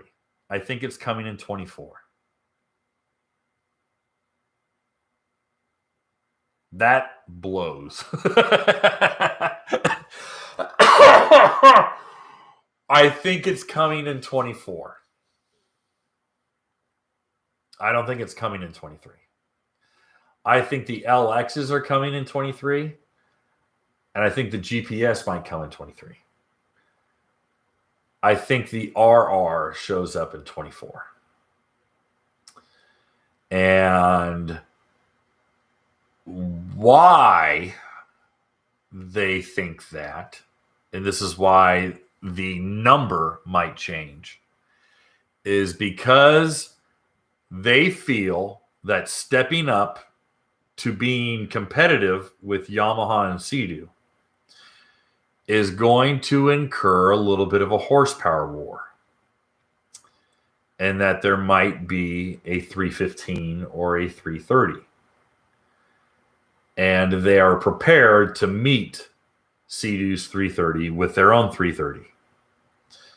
And this is why I talk about GPS speedometers being so important. Because all this GPS speedometer has to do is say, whoop, we're going over 65. We got to slow down. And that's it, to be legal. Then, if they just go, oops, it's really easy to hack our SCOM, our speed control, and suddenly this thing goes 77 box stock or 78, unplugged, or, maybe it goes 74 unplugged because you got to put a pump wedge or a different ride plate on it. Or I don't know. I literally don't know. Riva and K-Speed are going to be the two brands you're going to want to watch. K-Speed faster than Riva. K-Speed's already on, like, champing at the bit. They're foaming at the mouth to get their hands on this thing. They've already gotten a lot of specifics on it. They're already working on some other stuff for the previous 310s. They're like, dude, we got to get these Ultras going 80. We got to. So, can you add the adjustable seat to the LX from the LX to the LXS? Yes. It's black. It's not brown. You're not going to get the brown one. You're going to get a black and gray one. Let me pull up. I think I have a picture of the seat. Whoops, wrong. Images. I think I have a picture of what. Here it is. This is the LX seat when you order it for other skis. This just so happens to be on the X, but it's black and gray. It's the exact same shape. It's just a different material. But that's the adjustable seat. Okay. Sergio asks, how much horsepower does the SVHO make? The SVHO at 7,300 RPM makes 250 horse. At peak RPM, before the speedometer retards the throttle, when it's going 8,000 or 7,980, it tickles on the dyno 280 horsepower.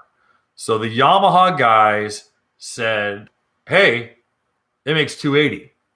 But everyone's like, bro, it's 250. Your standard operating horsepower is about 250 horse.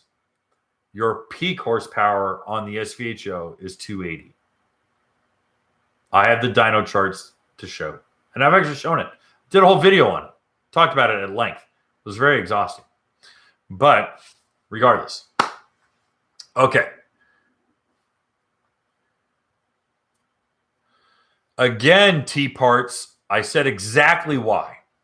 The reason why Cowie did not completely introduce the R, introduce the GPS, introduce 3 new naturally aspirated LXs is because it would have strained the supply chain and manufacturing too much. They would have had an absolute log jam, and suddenly there's no vehicles. They said, we can sustain a manufacturing run of these 3 supercharged skis right now, with hopes that the Biden-incurred shutdown of our supply chain will hopefully fix itself next year. All right? That the Democrat-incurred supply chain that is crushing this country and emptying the shelves of your stores. It's not the Republicans who did this. I'm angry about this. I'm upset. Every one of you guys who voted for Biden voted for this. You voted for extra gas costs. You voted for supply chain problems. It's your fault. You did this. You did. And I'll go down the rabbit hole for 3 more hours as to why. But that's not what this channel is about. So we're not going to do it. But to my point, the reason why there is a 2-month delay on Yamahas and why Yamahas are going to be showing up in April instead of February, why there's a month delay in Sea-Doos and why there's a month delay in Kawasaki's is because of the supply chain problem. Because states like California and states like New York are waiting on 180 container ships because the Biden administration has closed down these ports of ingress. To our Canadian friends who travel across the U.S. border, fully vaccinated Americans can come into Canada. But for some reason, fully vaccinated Canadians can't come into the U.S. Why? They're going to bring moose rabies down? What the hell? There's a big beaver smuggling ring that the Canadians are doing? We don't want their maple syrup coming down? What the hell's the problem? It's our government.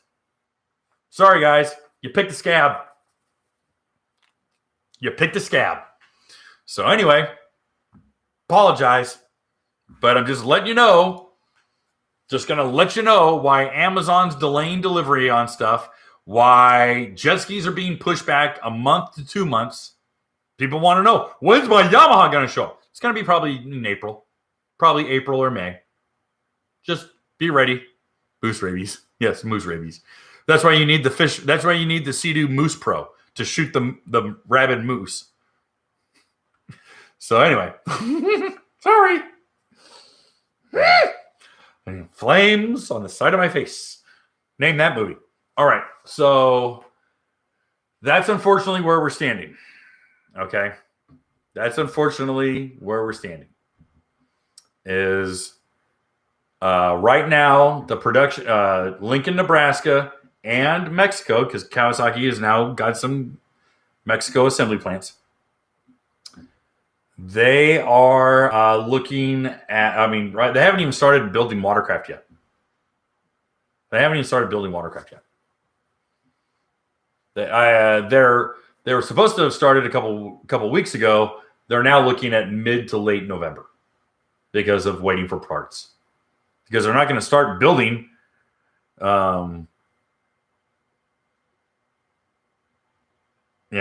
they're not going to start building skis when there's no parts.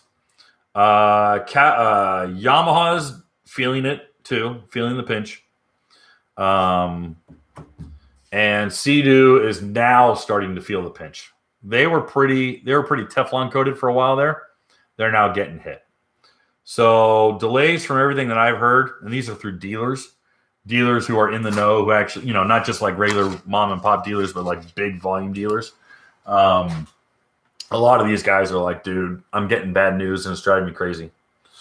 Like a lot of these guys are like, bro, we get our truckload, we get our first truckload by now, and they're telling me December. So that's what we're looking at. And it's all your fault because the scary guy with the spray on tan and the mean tweets. Hope you're happy. So anyway, the new Ultra will continue to reverse the right way, I hope. I don't know what that means. All right. I don't have any good Let's Go Brandon stickers. I apologize. We probably should. So, all right. I didn't see any more super chats. There's no way on God's green earth I'm going through all these questions. So I'll try to scan for a little bit and find one that I like. Otherwise, if you guys have a question that's burning a hole and you like need me to answer it, you're going to have to super chat. Otherwise, I'm not going to find it. Oh, good question, TC or T Parts. He asked, with all the new gadgets on the 2022s, don't you think there will be issues like with BRP's tech on the new Cowies? Seeing so many BRP machines, I've seen limping off the lake because of IBR messing up. Well, thankfully, IBR has been pretty well solved. In fact, I've heard really good stuff recently that the post-June repairs have been almost 100% flawless. So that's really good news. Am I concerned about the Cowie stuff? I'm going to say it as nicely as I can. The Cowie stuff isn't new tech. The Cowie stuff has been around on the side-by-sides and the motorcycles for a long time. And it's kind of like the little brother getting the big brother's like shoes that he's grown out of or his jacket that he's grown out of. So a lot of this stuff just isn't new. And that's the reason I'm not so concerned about it. Is it's not groundbreaking stuff. It's stuff that they've had on the shelf for a long time. So a lot of the bugs have been shaken out. Sea-Doo pioneers new technology. A lot. And Yamaha will mess with materials and different build materials. And that's when you get stuff like the glove box doors snapping the hinges off, or, things not lining up nicely, or decals, or, a lot of different material issues. Cowie's not having that at all. There's hardly ever hull failures on Cowies that I've ever encountered. And then the engines have been pretty damn stout since 2017, 2018. 2018 and up, I haven't heard of people hurting their engines. Besides some really rare stuff, and they've been heavily modded, racers. So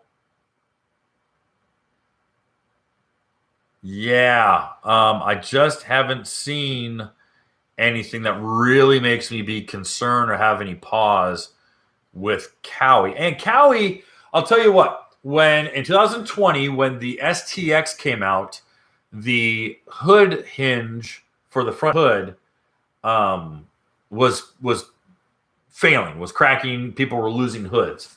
And they found out about it pretty quickly, immediately jumped on it, and they begged everyone who had any sort of hood failure to go to their dealer, and they were getting replacement hoods and replacement hood hinges. So Cowie was pretty Johnny on the spot when it came to fixing those things. Oh my gosh, we're at 2 hours and 15 minutes. Talk to me about the audio, please. Yes, we went into the audio. Okay. Extended ultra deck, impact handling or not? No, because it's not wetted surface. It's not wetted surface. It doesn't have an extension of the transom. It's just the deck sticking out. So it's not going to affect handling whatsoever. It's not wetted surface. Have I heard anything about the rec deck for the VXs? It's too soon. The VX or the rec deck literally just came out. So it's very obvious that there will be that there's considerations for a rec deck for VX, and maybe even just an adaptive kit for it, because my understanding is that measurement wise, it's pretty close. But then again, the Fish Pro Sport doesn't have a Fish Pro deck extension, so maybe not. And there is a reason for that. And the reason for that is it's the same thing that the small 13-foot Sea-Doo switch encounters. The Sea-Doo switch at 13 feet actually is not 13 feet. It's just like 2 inches short of 13 feet. And the reason being is that at 13 feet, United States Coast Guard require a catalytic converter to be on all 13 feet and above vessels. If you noticed, the small switch, 13-foot switch, does not have a catalytic converter. All right? So it circumvents that rule.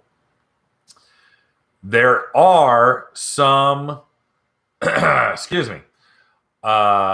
are some restrictions for personal watercraft as far as length. I do not have those here. I don't have those memorized either. So that's the reason why we don't see the SUVs and the LXRs and those things. Or LRX. Is it LRX or LXR? I think it's the LRX.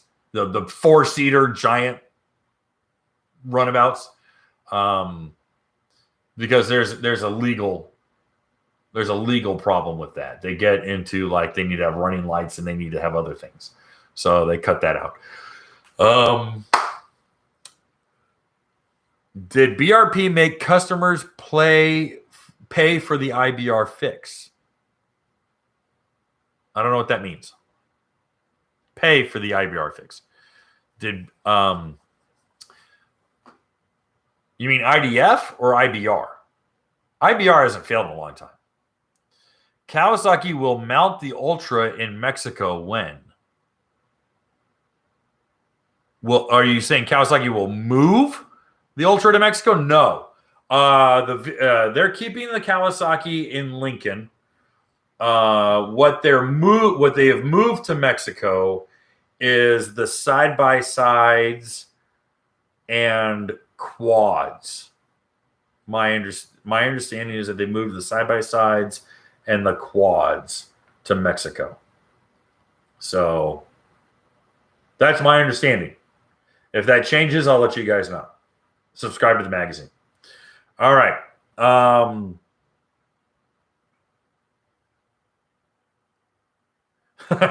get in the way of fun every time. Well, they don't want you to have fun because they're not fun people. Democrats are not fun people. They're too busy staring at their private parts, wondering if they're a boy or a girl. You notice Republicans don't do that. And Caitlyn Jenner doesn't count. All right.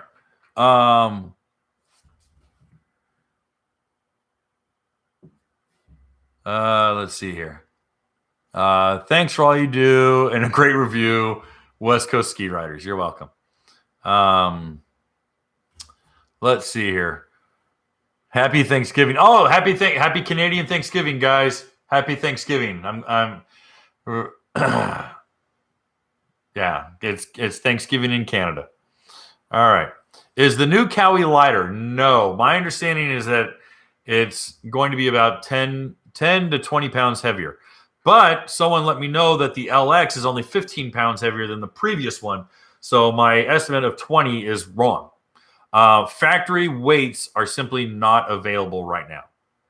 The factory weights, at least in US, someone said Canada, they've got the weights. But that just doesn't sound right to me because they have not come out with the factory unit yet. We won't have the weights till maybe November, December. Sorry. K-Speed, any hints on SCOM override for the new 310s? They don't have their hands on it yet. Guys, there's no factory unit. There's no factory built unit yet, so they can't dig into the dash and the ECM yet. They just can't. You know? They can't. You know? I don't know how else to say it. All right. Oh, Hitman, dude, that hurts my heart just to read that. Hitman writes, just got my 2021 GP 1800R SVHO that I ordered 14 months ago on October 1st. Oh, dude. Dude. You're a more patient man than I am. You are a far more patient man than I am. We need a Kawasaki Trump 330 LX. It'd be gold. All gold. Polished gold. Just gold everywhere. And the seats will be orange. All right. Yeah. Okay, Philip. Psych.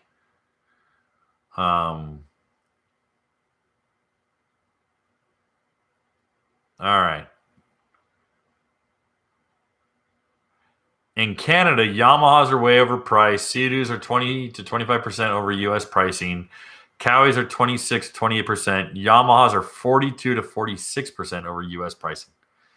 Yeah, I've heard that and heard that and heard that. My understanding is it's a tariff thing. But then the Kawasaki difference, that's what throws me off. All right. STI X Redline. Hey, been binging your videos and glad I could hop in for my first stream on such a big one. Just put a deposit down on my first PWC, a 2022 VX Cruiser HO. Fingers crossed, all goes well on delivery. Yeah, holy cow. Hopefully so. Yeah, hopefully mass printing money, fiat money that's not based on anything doesn't totally crash our money, and we don't get a run on grocery stores that are already picked over. Yeah, especially because try to find Gatorade. Honestly, I went to a Shell gas station last night to help out a family. Family had some car trouble. I drove a half an hour out to go help out family. And after pulling their wheel and checking their brakes and checking fluids and everything like that and getting them on their way, I said, I'm going to go get a Gatorade. And I walked into this Shell gas station. No Gatorade. No Powerade. The shelves were barren. Barren. And this is in a pretty big, this is Antioch, Tennessee. Baron.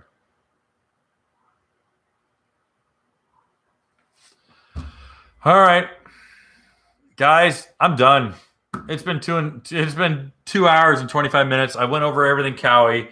To be honest, there's just way too many. What did you mention about the STXR?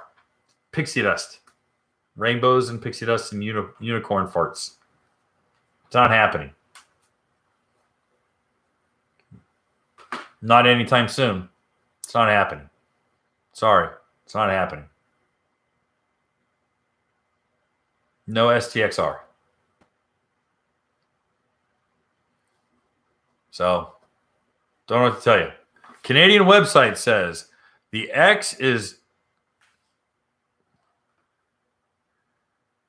max. That's very interesting. I'll have to go look it up on the Canadian website because they should not have realistic delivery dates of the Cowies. I already said so. March, April. More likely April. Maybe March. March, April. So, and that's everyone. Sea-Doo might be a little bit sooner. Yamaha won't be. I highly doubt it. All right, guys. I'm gonna be good. Or this is good for me. I think we're all tied up. If you haven't already, go to www.watercraftjournal.com. In the navigation bar, hit the subscribe button. Type your email address into it. That gets you the 2 newsletters we send every week. Every article we publish, every video we publish. All right? If you haven't already, subscribe to this YouTube channel. We got to get to 20,000 subscribers before the end of the year. We've got 20 prizes to give out. I got boxes of stuff we're giving out. We got some really, really cool stuff. Greg, thank you for the super chat. We definitely appreciate it. We're going to check out for now. One last thing. We got shirts. We got hoodies. It's getting a little bit colder, so get your hoodie. And if you guys want one of the designs that isn't in a hoodie, email me. Email me, info@watercraftjournal.com, and I'll see about maybe a asshole in a hoodie or the Engage Your Brain in a hoodie. Right now, it's just the logo in a hoodie and the social distancing hoodie, which I don't think people believe in social distancing much anymore, so we might have to discontinue that at the end of the year. I think we might. But all right, guys, we're good. This one ran long, but we had a lot to talk about. Hopefully, for you guys who hung out, I mean, we still got 133 people here, so I'm impressed. Trump 2024 hoodie. If you feel so inclined, you can buy the Let's Go Brandon hoodie that is available through Donald Trump Jr., his website. I have not bought mine, but I kind of want one. If anyone wants to buy me a Let's Go Brandon hoodie, I will definitely take you up on it. And we have a P.O. box that you can send things to. We do accept gifts and bribery. All right, guys, thank you very much. We had a good one. Watercraft Journal with Trump's face on it. I don't think Trump jet skis.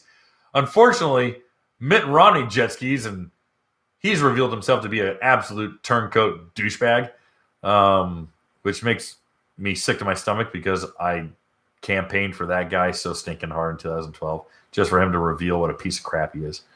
All right, let's keep going. Guys, have a good night. It's an hour. It's 2.5 hours. I'm done. All right.